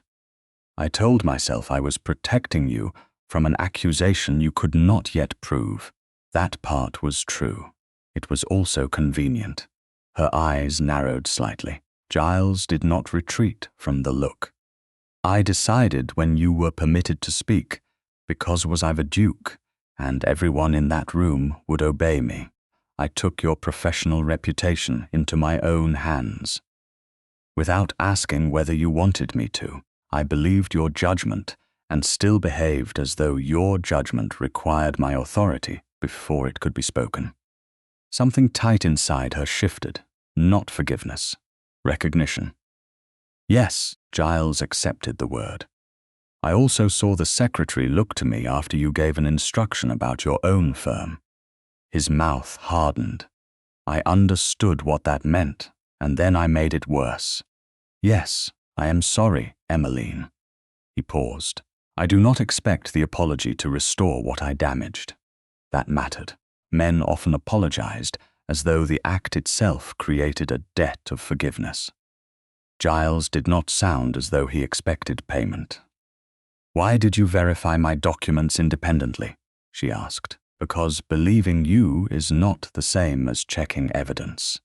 "Good. And because I do not want you to have to persuade me by carrying the entire burden of proof alone when I have the means to confirm it myself." Emmeline studied him. "If your inquiries had contradicted mine, I would have brought you the contradiction and asked you to examine it." Asked. His gaze held hers. Yes.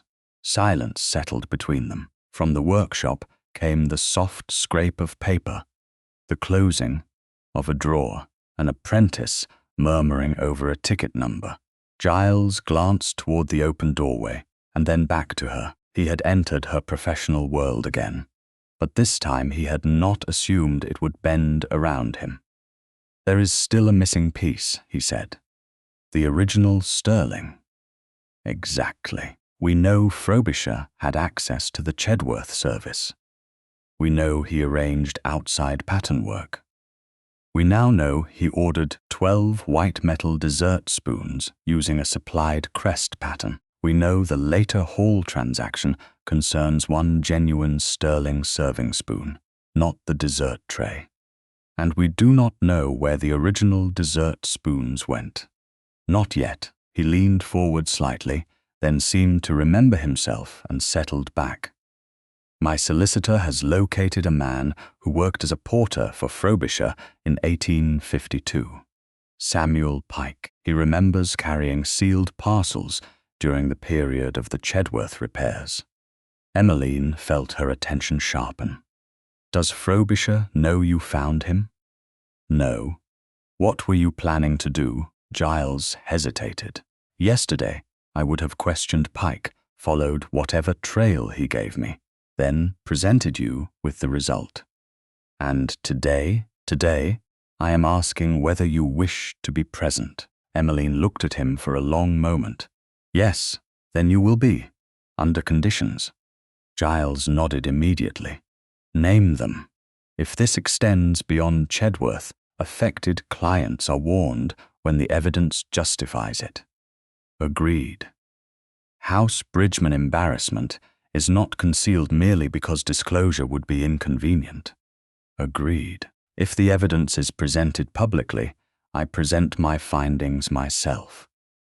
Agreed. You do not announce where I will go, what I will say, what protection I require, or whether I ought to remain silent. Something in his expression tightened, but there was no defensiveness in it. Agreed. And if I decide the inquiry is being controlled to preserve aristocratic reputations, I leave again. That one cost him. She saw it. Giles looked down for a moment, then met her eyes. Agreed. Emmeline sat back. Then I will continue. Relief crossed his face before he could hide it. Thank you. Do not thank me as though I have returned for you. You have not. His answer came without wounded pride. You returned for the truth. Yes. He looked toward the shelves behind her, then back. I hope there may eventually be room for both. The words were quiet enough to be dangerous. Emmeline remembered his hand beneath hers at Chedworth House. She remembered the warmth of it. She also remembered the exhibition secretary looking to Giles before obeying her instruction about her own name. Eventually is not today, I know. He rose only after she did. At the office door, he stopped. No arm was offered, no hand reached for hers. There is one more thing. Emmeline waited. Giles's voice lowered. Losing your good opinion frightened me more than the scandal. The confession carried none of his usual polish. She had no immediate answer for it, and perhaps that was why it felt honest. He inclined his head and turned toward the front of the shop. Your Grace, Giles stopped. Tomorrow morning, Emmeline said. Mr. Pike, hope touched his face, restrained but unmistakable. Tomorrow morning. The following day, Samuel Pike arrived at Rookwood and company shortly after 10. He was a broad-handed, grey-haired man whose coat had been brushed carefully for the occasion. Giles came with his solicitor this time, but remained beside the office wall while Emmeline began the questions. Pike sat opposite her desk, hat between his knees. Mr. Pike, Emmeline said, we do not need you to remember what you cannot, only what you actually saw. That I can do, miss. In 1852, did you carry parcels for Mr. Frobisher? Yes. Plate cases, smaller packages, sometimes papers. Do you remember work connected with Chedworth? Pike frowned in concentration. I remember the crest on one of the cases, Bridgeman Arms. Mr. Frobisher told me it was to be handled carefully. Giles' solicitor began writing. Emmeline continued. Where did you take it? First back to his rooms. Later there were sealed parcels from there. Where did those go? Pike looked down at his hands. A refiner near Hatton Garden. The room seemed to become still. Did you see what was inside? No, miss. Then we will not say you did. Pike looked relieved. What do you remember about the parcels? Heavy going out. Smaller goods came back later through the Birmingham carrier. Did you open those? No. Did anyone tell you what they contained? No. But they were lighter than what had gone. Emmeline wrote the words carefully. Heavy parcels to a refiner. Lighter goods returning through Birmingham. It was not yet proof of Chedworth sterling changing hands. It was a route, a real one. Can you identify the refiner? She asked. Pike nodded. If he's still there. Giles's solicitor drew breath as though to suggest the next step. Giles raised one hand and stopped him. Then he looked at Emmeline. No command, no decision made in advance. What do you want to do next? Samuel Pike recognized the refiner before the carriage had fully stopped. The establishment stood in a narrow street near Hatton Garden, respectable without display, its windows clouded by years of heat and metal dust. Pike looked through the glass, then nodded once. That's the place. Emmeline watched him carefully. You are certain? Yes, miss. I came here more than once for Mr. Frobisher. Giles stood beside her on the pavement, his solicitor a few steps behind. He did not answer for Pike. He did not hurry Emmeline toward the door. The restraint had become visible now because she remembered so clearly what its absence had cost them. Inside, an elderly proprietor named Mr. Pritchard received them in a back office lined with account books. He had already been told that the inquiry concerned transactions from 1852 and had brought down the relevant ledgers. Emmeline stopped him before he opened one. "Mr. Pike first, if you please." Giles glanced at her. There was approval in his eyes, but he kept silent. Pike sat near the door with his hat between both hands. "You told us yesterday that you carried sealed parcels here from Mr. Frobisher," Emmeline said.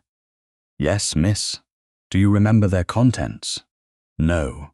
"Do you remember their weight?"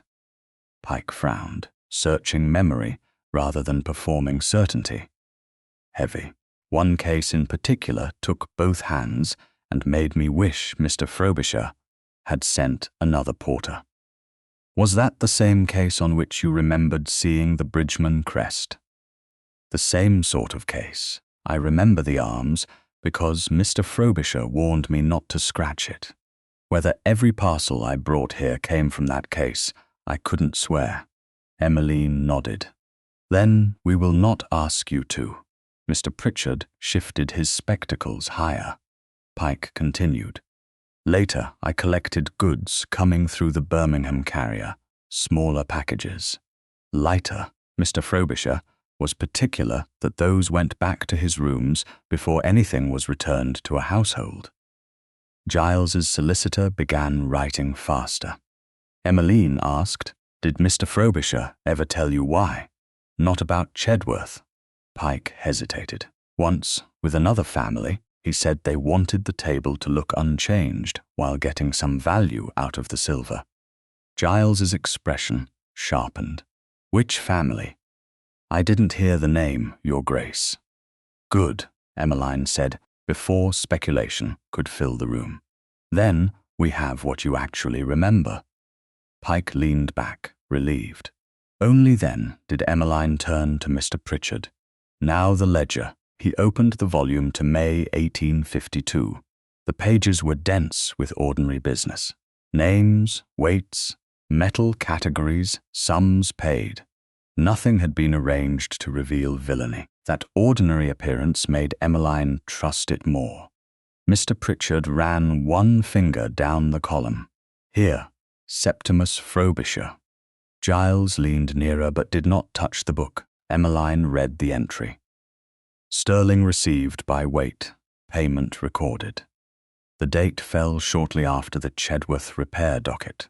Her pulse quickened. She refused to let that become proof before it was proof. "Does this entry identify Chedworth?" she asked. "No, miss." "A crest?" "No." "A household authorization?" "Not here." Giles looked at her. "So this cannot by itself establish that the sterling was ours." "Correct." Mr. Pritchard turned several pages. "There are other sales under Mr. Frobisher's name. August of that year. 2 more the following year." The pattern mattered, but Emmeline kept her attention on what could safely be said. Frobisher had access to valuable household plate. He commissioned white metal replacements. Sterling moved through a refiner during the same period. The chain was tightening, not yet closing. Mr. Pritchard paused at another entry. "This may interest you."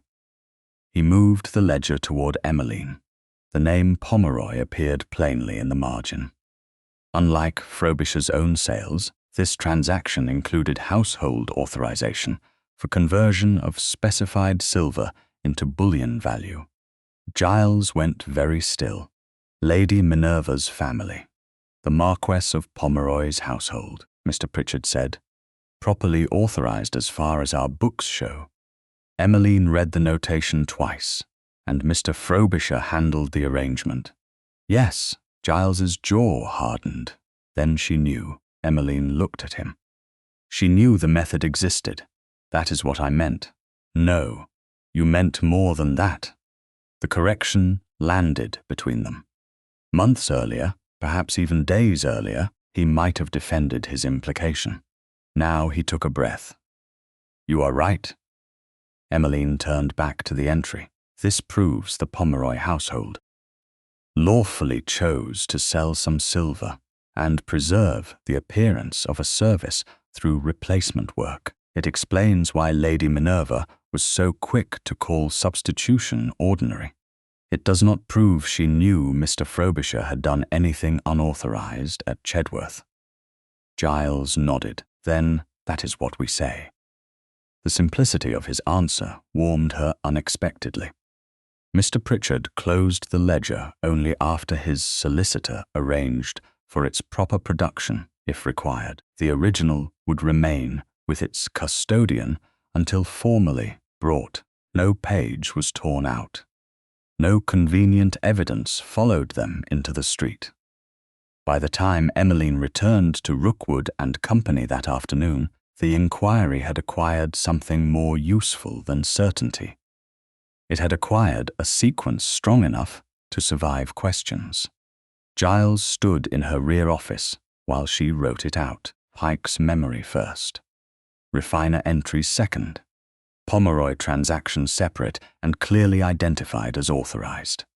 She drew a firm line beneath the last sentence. We still do not have a ledger entry saying Chedworth silver was sold. No, we have circumstances strong enough to require an answer from Frobisher. Yes. Giles moved toward the window, then stopped with one hand resting against the frame. There are likely other households. Emmeline looked up. Possibly. If this becomes public, people will ask how House Bridgeman failed to notice. They may. They will ask why my father's household trusted Frobisher, why I inherited records I never examined, why a tradeswoman saw in days what the Duke of Chedworth had not seen in years. Emmeline put down her pen. Does that trouble you? He gave a short laugh without amusement. Of course it does. Good. Giles turned toward her. Good? Shame is useful when it prevents repetition. You have an alarming view of comfort. I have never advertised comfort. No. His expression sobered. And that is why I am going to warn every household we can reasonably identify once the evidence permits it. Chedworth first. I will not hide my house's negligence because disclosure makes the crest look foolish. Emmeline studied him. That may cost you more than embarrassment. I know. Frobisher's clients may include men whose political friendship matters to you. I know. Minerva's family may retaliate socially. I know that too. He came no closer. If integrity means something only when it leaves me admired, then it is merely another form of vanity. The sentence struck her more deeply than the apology in Part 9 had. An apology had named what he had done. This choice was going to cost him for changing it. Emmeline rose before she had fully decided to. Giles watched her cross the room. Surprise entered his face when she stopped directly before him. She lifted her arms and embraced him. The choice was hers so completely that for a heartbeat he did not move at all. He gave her the space to reconsider. She did not. Only then did his arms come around her, careful and warm, holding without claiming. Emmeline closed her eyes. The closeness carried no urgency, no demand followed it. She felt the steady rise of his breath and the strange relief of discovering that trust could return in degrees rather than all at once. Giles did not speak into her hair. He did not turn the moment into victory. When Emmeline stepped back, he released her immediately. His eyes remained on hers. I will try not to misunderstand that. Please do. I am learning that interpretation is dangerous. At last, a smile touched his face. Cruel again. Accurate again. Before he could answer, the bell at the front of the shop rang sharply. Mr. Hale appeared at the office door, holding a sealed note. "Delivered from the exhibition committee, miss." Emmeline broke the seal. The message was brief. Goldsmiths' Hall had agreed to receive the relevant custodians, committee representatives, and witnesses for an invited verification of the disputed Chedworth pieces and supporting records. Frobisher had been notified. Lady Minerva had been notified. Giles read the final line only after Emmeline handed him the paper.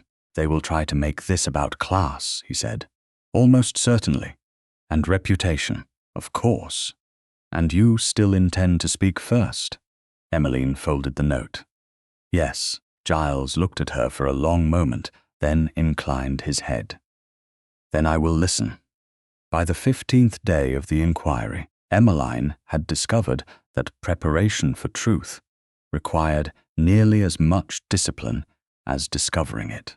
Goldsmiths' Hall had granted the exhibition committee a formal room for the following morning's invited verification, and the afternoon before it was spent arranging what would be brought, who would speak, and in what order the evidence would be considered. Nothing could be left to improvisation. The disputed Chedworth dessert spoon remained secured at Chedworth House and would travel the next morning under sealed household custody. The original Birmingham Audiobook remained in Birmingham. Mr. Pritchard would bring the refiner's ledger himself. The relevant assay office entry would be produced through its proper custodian. Emmeline's father's pocket balance lay in its worn black case inside her satchel, but she had already decided it would not be offered as official proof. It had helped her ask the right question. Tomorrow, the answer would have to stand without sentiment. Giles stood across from her at a committee table while his solicitor reviewed the witness list. He had been unusually restrained for nearly half an hour, which made Emmeline suspicious. "You have a thought," she said. "Several. I am heroically keeping most of them to myself. That sounds painful, almost unbearable." His solicitor pretended to study a memorandum. Giles looked down at the proposed order of proceedings. "There is one practical matter, which is how you are introduced." Emmeline waited, he continued. "I thought the chairman might call you the Duke of Chedworth's appointed expert. It would make it more difficult for Minerva or Frobisher to dismiss you as merely a tradeswoman with a grievance." The unease reached her before anger did. Giles saw it. To his credit, he stopped himself before she had to answer. "No," he said. "That is precisely what I promised not to do." He folded the paper once and set it down. "What do you want?" The correction was small. The meaning was not. "Emmeline Rookwood of Rookwood and Company. Nothing about my commission. They know how I entered the matter. Nothing about Chedworth. Not as part of my authority." Giles nodded. "Then that is how you will be introduced." His solicitor made the change immediately. Emmeline looked at the evidence list. "Now the order." Giles slid the sheet toward her rather than reading it aloud himself. "You decide." She arranged the sequence with one finger. First, the disputed dessert spoon beside the genuine sterling serving spoon. The Hall representative confirms the material difference and the legitimate marks. Then, the 1853 entry, Giles said. "Yes, but it must be described accurately. One newly made sterling serving spoon submitted for assay and hallmarking, nothing broader. Then Birmingham, the signed extract only. The original order book remains with the manufacturer. After that, the Chedworth repair docket, which proves Frobisher had legitimate access and arranged outside pattern work." Giles nodded, then Pike. Only what he actually carried.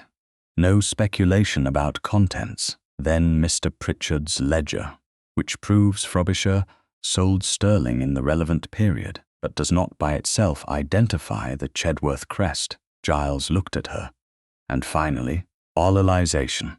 She met his gaze. Whether any Chedworth record permits the original sterlings to be sold or converted. There is none. Then you say that when asked. Even if it makes my house look negligent. Especially then, his expression settled. Agreed. The solicitor gathered the papers and left to speak with the hall clerk. Emmeline closed her folio. No surprise evidence tomorrow. None. No dramatic last document. You wound me. I had arranged for 3 mysterious widows and a confession concealed in a snuff-box. Dismiss them. Already done. She smiled despite herself. Giles watched the smile fade, rather than trying to prolong it with another joke. You are afraid of tomorrow? Yes. Because of Frobisher? Partly. Minerva? She is predictable. That is almost an insult. It is entirely one. Emmeline picked up her satchel. I am more concerned that the facts will be buried under everyone's need to protect themselves. Giles became serious. Then I will not protect myself. You may find that easier to promise here than there. I know. Good. They left the committee room separately, as propriety and common sense required. A senior hall clerk directed Emmeline to a small anterooms, where she could review the next morning's written order before departing. The door remained partly open. Beyond it, the clerk's desk was visible at the end of the passage, close enough to make the arrangement respectable, and far enough to grant ordinary conversation privacy. Emmeline had just placed the folio into her satchel when Giles appeared at the doorway. He did not enter. May I? She looked at the open door, then back at him. Yes. Giles stepped inside and remained several feet away. The fading afternoon light from the high window softened the hard lines of his face. For once, he seemed uncertain what to do with his hands. There is something I want to say before tomorrow, he said. Something about the inquiry? No. Emmeline's pulse changed. Giles looked toward the passage, then back to her. I used to think what frightened me was being exposed as foolish. That would have been understandable. It was also true. His mouth tightened. When you first challenged the spoon, I thought the worst outcome was that Chedworth had been careless. Then I thought the worst outcome was scandal. Then you left the exhibition, and I discovered I had been measuring the wrong loss. Emmeline did not move. What loss? You. The word was quiet. No performance, no roomful of witnesses, not your usefulness to the inquiry. You. Her breath caught, but she said nothing. Giles continued. I missed your voice, even when there was no question to answer. I missed being corrected by you, which remains a humiliating development. I missed the way you look at a bad argument as though it has offended arithmetic personally. Emmeline's mouth softened despite herself. That is a very specific complaint. I have had time to study the condition. His humor vanished again. What frightens me now is that I may have learned too late. Learned what? That respect is not something I can offer you like a favor. That protection without permission becomes control. That wanting to stand beside you does not give me the right to decide where you stand. The words settled between them. They did not erase part 7. They did something better. They proved he understood why it could not be erased. Giles. It was the first time she had used his Christian name without anger. His expression changed immediately, but he did not move closer. I am not asking you for forgiveness tonight. Good. I am not asking for any promise after tomorrow. Also good. I am trying very hard not to ruin this. You are doing moderately well, a devastating endorsement. The distance between them felt suddenly more intimate than the embrace in her office had been. that had come from relief after proof of change. This was something else, desire held under discipline. Giles drew a slow breath. "May I kiss you?" The question was simple. Nothing followed it. He did not take a step. He did not lift a hand. He waited. Emmeline thought of the open palm at Chedworth House, the silence he had later misused, the apology he had made without demanding absolution, the embrace she herself had begun. The trust between them was not innocent anymore. It had been tested. That made choice possible. Yes, Giles remained where he was for one heartbeat longer, giving her time to change her mind. Emmeline crossed the remaining distance herself. She placed one gloved hand lightly against the front of his coat. Only then did he lift his hand to her upper arm. His touch was careful, almost tentative. He bent toward her, and the kiss was gentle, brief and unmistakably mutual. No urgency, no claim. Only warmth accepted rather than taken. When they parted, Giles did not seek another. His eyes searched her face. Was that all right? Yes, relief moved visibly through him. Good. You sound surprised. I am trying not to look indecently pleased. You are failing. Completely. Nearly. Emmeline stepped back first. Giles let his hand fall at once. The space returned, but it no longer felt like absence. "Tomorrow comes first," she said. "Tomorrow comes first." No declaration in front of the committee. None. No proposal after the evidence is presented. Giles blinked. "I had not planned one. I prefer certainty. Naturally, tomorrow is about the truth. Whatever this is can wait until neither of us requires anything from the other." Giles's expression became very still. "That is exactly what I want." Emmeline picked up her satchel. The black leather case holding her father's balance rested safely inside it. Giles did not offer to carry the satchel. He did not offer his arm. At the doorway, he stepped aside and let her choose the distance between them. Tomorrow, the spoon would arrive under Chedworth custody. The records would arrive under theirs.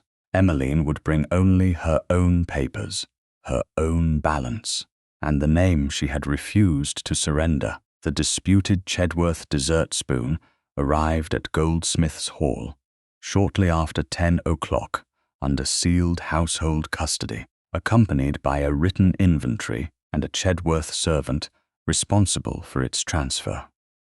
Emmeline watched the package placed on the long inspection table and felt, with unexpected force, how small the object was compared with everything it had disturbed. Her father's folding pocket balance remained inside its worn black case in her satchel. She had brought it because it reminded her how the inquiry had begun, not because sentiment had any place in proving what the spoon was. Around the room sat the exhibition chairman, 2 committee members, Mr. Pritchard from the Hatton Garden refiner, Samuel Pike, Giles' solicitor, representatives of the Goldsmiths Company, Lady Minerva Pomeroy, and Septimus Frobisher. Giles stood near the far end of the table. He had not placed himself beside Emmeline. He had promised to listen first, and when the chairman rose, he kept that promise. "Miss Emmeline Rookwood, of Rookwood and Company," the chairman said, using exactly the form she had requested. "You asked that the material question be addressed before any matter of intention." Yes. Emmeline stepped forward. The sealed package was opened in the presence of the room. The disputed dessert spoon was laid beside the genuine Chedworth Sterling serving spoon connected with the later 1853 Hall transaction. "These pieces share the Bridgman crest pattern," Emmeline began. "That resemblance is the reason the disputed spoon passed casual inspection for so long. It is not proof that the 2 pieces share the same material or history." She indicated the genuine serving spoon. "This serving spoon is legitimate sterling. It was made in 1853 and properly submitted for assay and hallmarking. The dessert spoon beside it does not carry equivalent legitimate marks. Frobisher folded his arms. That remains your interpretation. Emmeline looked toward the hall representative, which is why I am not asking the room to accept my interpretation alone. The professional examination proceeded without drama.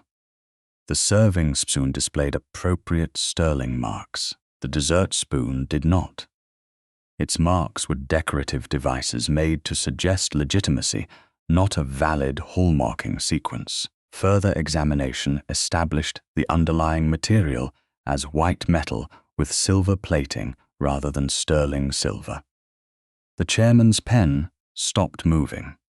One committee member leaned forward. Minerva's expression did not change, though the fingers resting in her lap tightened. Frobisher spoke first. Repairs can involve replacement components. Yes, Emmeline said, which is why this result proves only what the spoon is. It does not yet prove who ordered it, why it was ordered, or what became of any earlier sterling piece. The concession unsettled him more than accusation would have. Emmeline turned to the next document. The corresponding 1853 assay office entry was produced through its proper custodian. Its wording was read aloud. One newly made sterling serving spoon, submitted for assay and hallmarking. Nothing about 12 dessert spoons. Nothing about an entire repaired service. Nothing suggesting that the disputed tray had passed through the hall. Frobisher leaned toward the table. The document demonstrates that Chedworth silver was being properly handled after the repair period. It demonstrates that this serving spoon was, Emmeline replied. The broader claim was yours. A reasonable inference. A useful one. His eyes sharpened.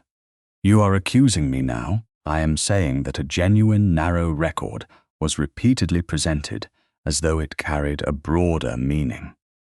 She let the distinction stand, then moved on. The signed Birmingham extract was produced next. The manufacturer's original order book remained in Birmingham, as the covering certification made clear. The copied entry named Septimus Frobisher. Date, 1852. Quantity, 12. Article, dessert spoons. Material, white metal, intended for plated finish. Pattern instruction, crest supplied. A murmur crossed the room. Frobisher's face remained controlled. Outside manufacture, he said.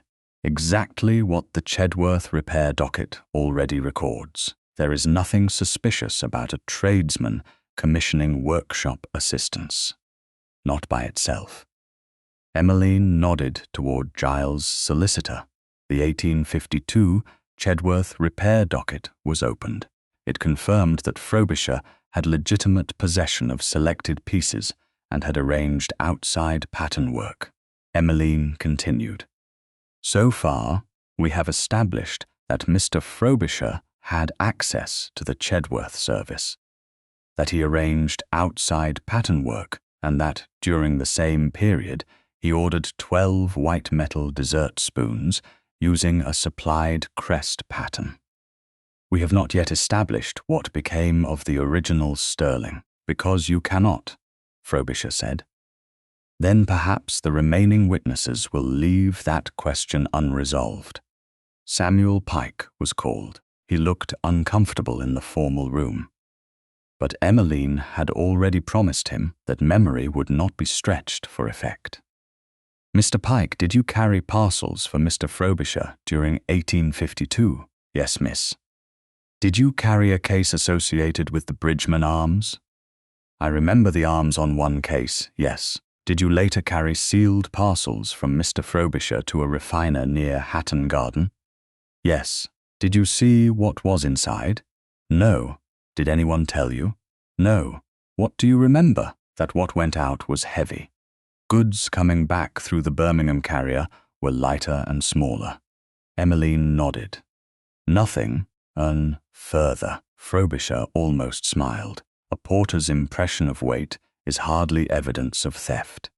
No, Emmeline said, which is why we have not called it that. Mr. Pritchard came next. He produced the refiner's ledger under his own custody. Entries showed sterling sold by Septimus Frobisher in May 1852 and on later occasions. The first sale fell shortly after the Chedworth repair period. Does your ledger identify that sterling as Chedworth property? Emmeline asked. No, miss. Does it show a Bridgeman crest?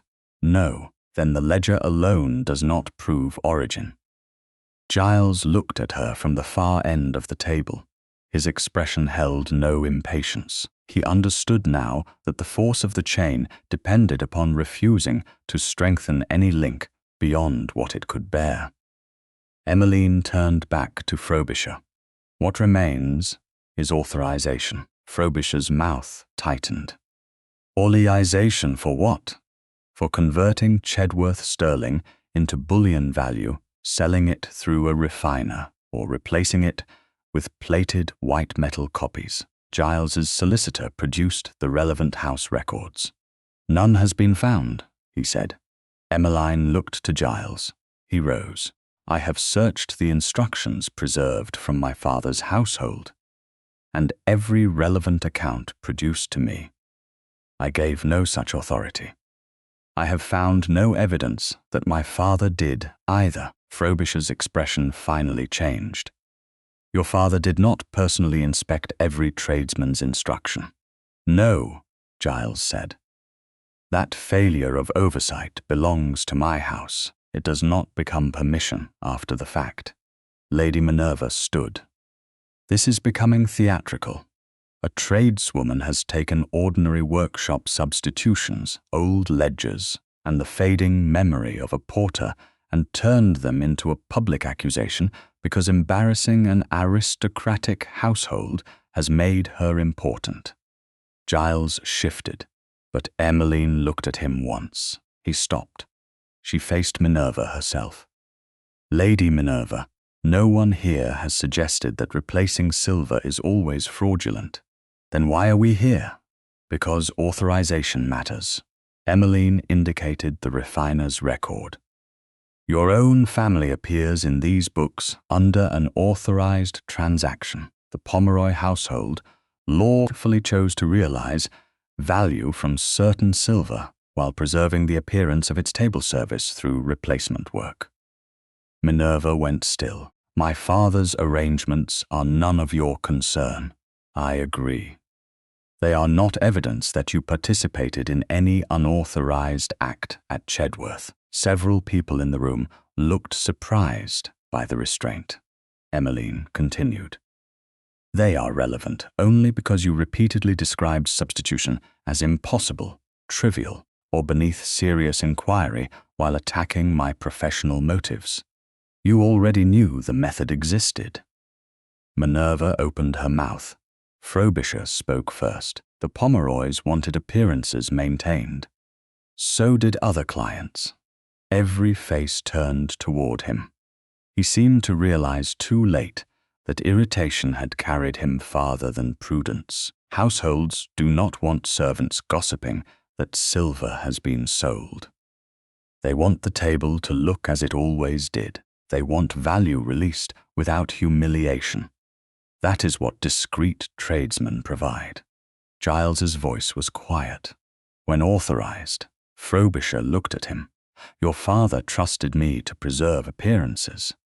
He did not authorize you to sell what was not yours.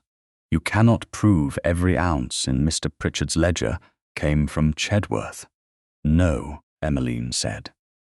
But we can prove that you had possession of the Chedworth service, ordered 12 white metal dessert spoons in its pattern, arranged outside work during the same repair period, later produced one genuine serving spoons hall record, as though it authenticated the whole service, and sold sterling through a refiner while those substitutions were occurring.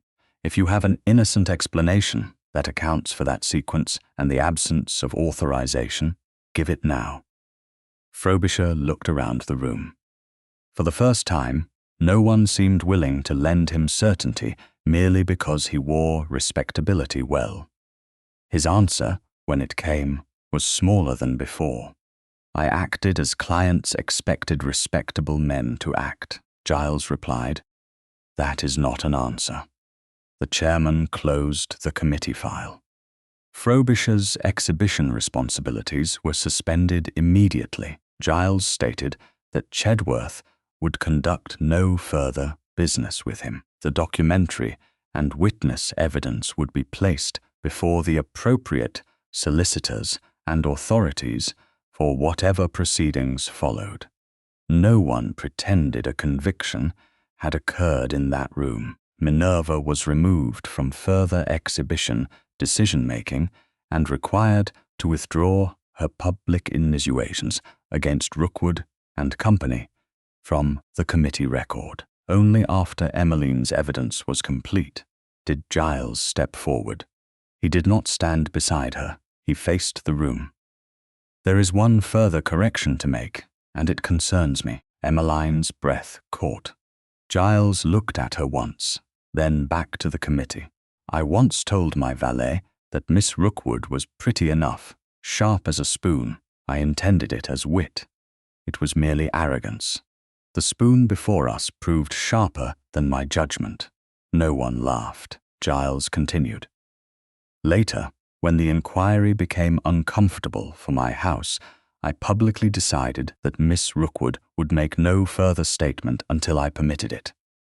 I called that protection. It was an abuse of rank. She identified the discrepancy. She refused false authentication. She pursued independent verification after my interference delayed rather than assisted her work. The record should say so. The chairman inclined his head. It will. Something inside Emmeline, held tight since the exhibition preview, released without spectacle. She did not need Giles to make her correct. She had needed him to stop using his power to make her smaller. He had done more than stop. He had named the wrong where everyone who witnessed it could hear. When the room emptied, the disputed spoon was returned to authorized Chedworth custody. Her father's balance remained untouched in her satchel.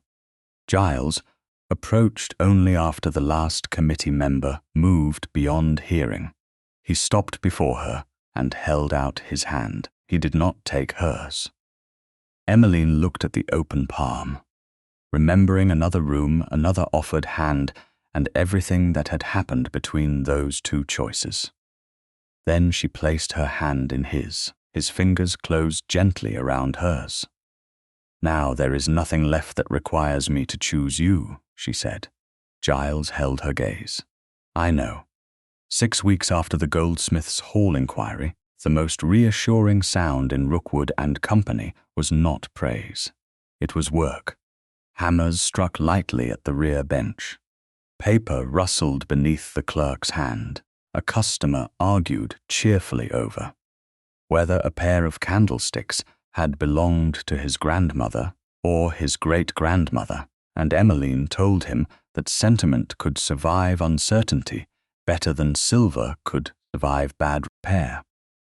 The 2 blank spaces that had once troubled the workshop schedule were gone. Lady Doring had returned with her postponed valuation and a note stating that she preferred an appraiser who could withstand a duke's displeasure to one who depended upon it. 2 other households followed.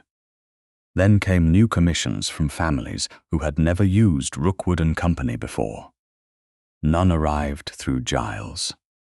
Emmeline had made certain of that. He had not sent fashionable friends to rescue her business, had not instructed Chedworth retainers to manufacture demand, and had not disguised patronage as coincidence. He had told the truth where necessary, and then allowed her reputation to recover on its own strength.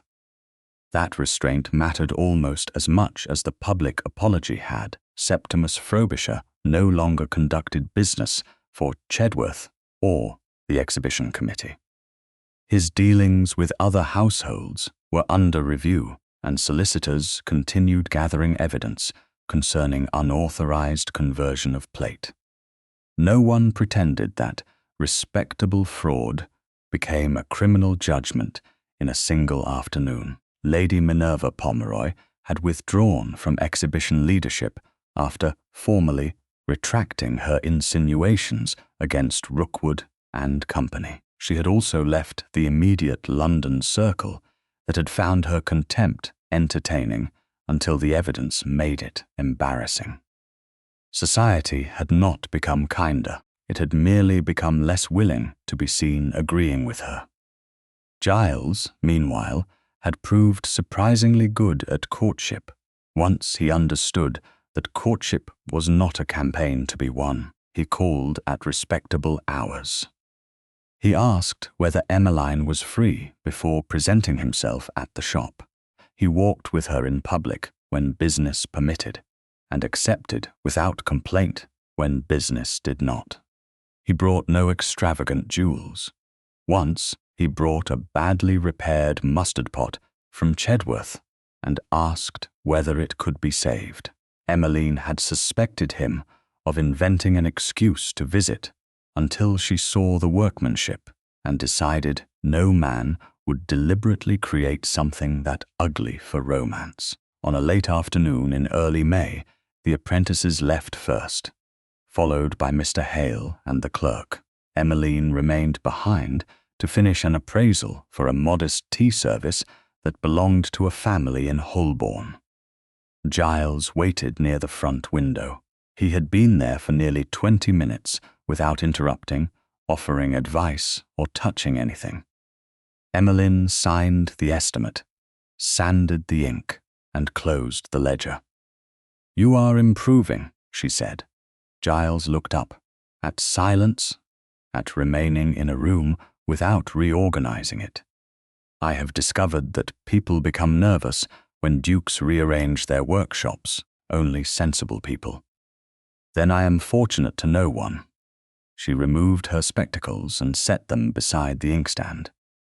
The light outside had softened, turning the brass fittings on the cabinets warm without making them look new. Giles did not smile immediately. Something in his expression changed before he crossed the room, and even then he stopped on the opposite side of the desk. "There is something I have wanted to say when there was no evidence to discuss, no committee waiting, no scandal to survive, and no possibility that you might mistake gratitude for affection." Emmeline's pulse quickened. "That is a very careful beginning. I have had excellent instruction in caution. Do not blame me if the ending disappoints you. I do not think it will." He looked at her directly. "Emmeline, I love you." The words entered the quiet shop with no flourish around them. Giles continued before she could answer. "Not because you made me wiser, though you did. I love you because you never needed my rank to know what was true, and because you still allowed the man beneath it another chance. I love the way you refuse an easy conclusion when an accurate one is harder.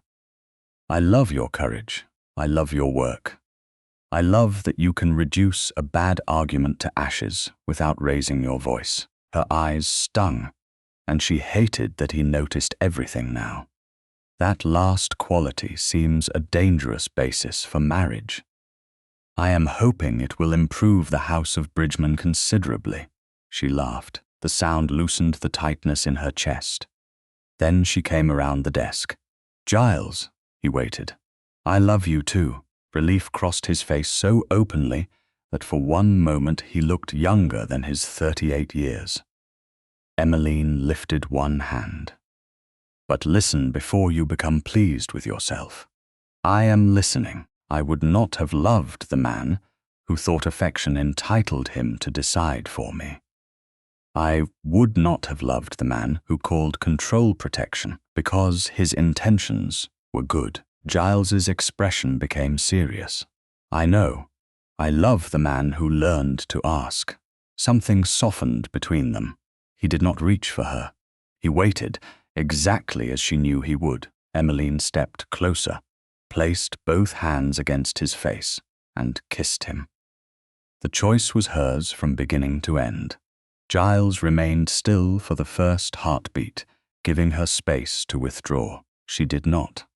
Only then did one of his hands settle lightly at her waist, while the other rested against her upper arm. The kiss was warm, unhurried, and brief enough to preserve the quiet dignity of the room. When Emmeline drew back, Giles was smiling in a way no committee had ever seen. "I was going to ask if I might do that.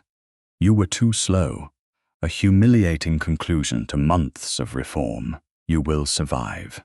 With proper supervision." She shook her head. "You may ask your next question." Giles looked almost startled. "You know there is one. You have been carrying it in your coat pocket for 3 visits. I believed I was subtle. That belief has caused you trouble before." He laughed softly, then reached inside his coat. He did not produce a jewel large enough to announce a dynasty. Instead, he took her hand between both of his. "May I ask you to marry me?"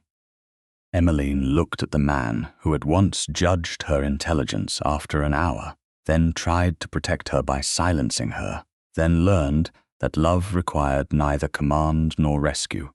"Yes." His fingers tightened around hers. "Yes, do not make me authenticate the answer. I would not dare." Their engagement lasted long enough to satisfy propriety, and long enough for Emmeline to settle the practical matter that mattered most to her. Before any wedding date was fixed, solicitors prepared a marriage settlement using trustees so that the capital and beneficial interest connected to Rookwood and Company remained to Emmeline's separate use.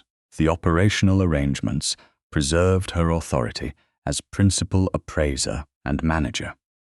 Giles did not become proprietor merely because he became her husband. When one solicitor cautiously asked whether such provisions might appear unusually generous, Giles replied that allowing Emmeline to continue controlling what was already hers required less generosity than common sense.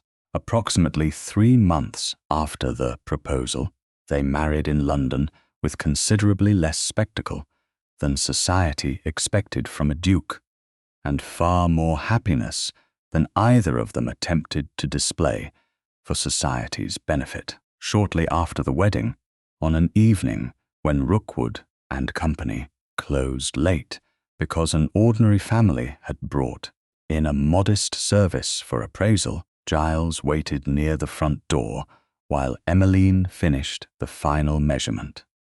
She opened the lower drawer of her desk and removed the worn black leather case. Inside lay her father's folding, brass and steel balance, old, functional, and unchanged. Emmeline unfolded it, completed the comparison, and recorded the result. Giles did not ask whether the silver was valuable. He had learned that value was rarely the first question worth asking.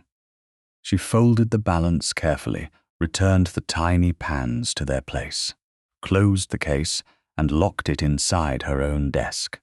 Then she extinguished the rear lamps, checked the account book, and turned the key in the shop door with her own hand. Outside, the London evening carried the sound of wheels, distant voices, and tradesmen closing for the night. Giles stood beside her on the pavement. He did not take her arm. He simply held out his hand. Emmeline looked at it, then at him. Once, he had believed rank gave weight to judgment. Now he knew better. She placed her hand in his by choice. His fingers closed gently around hers, and together they walked into the evening.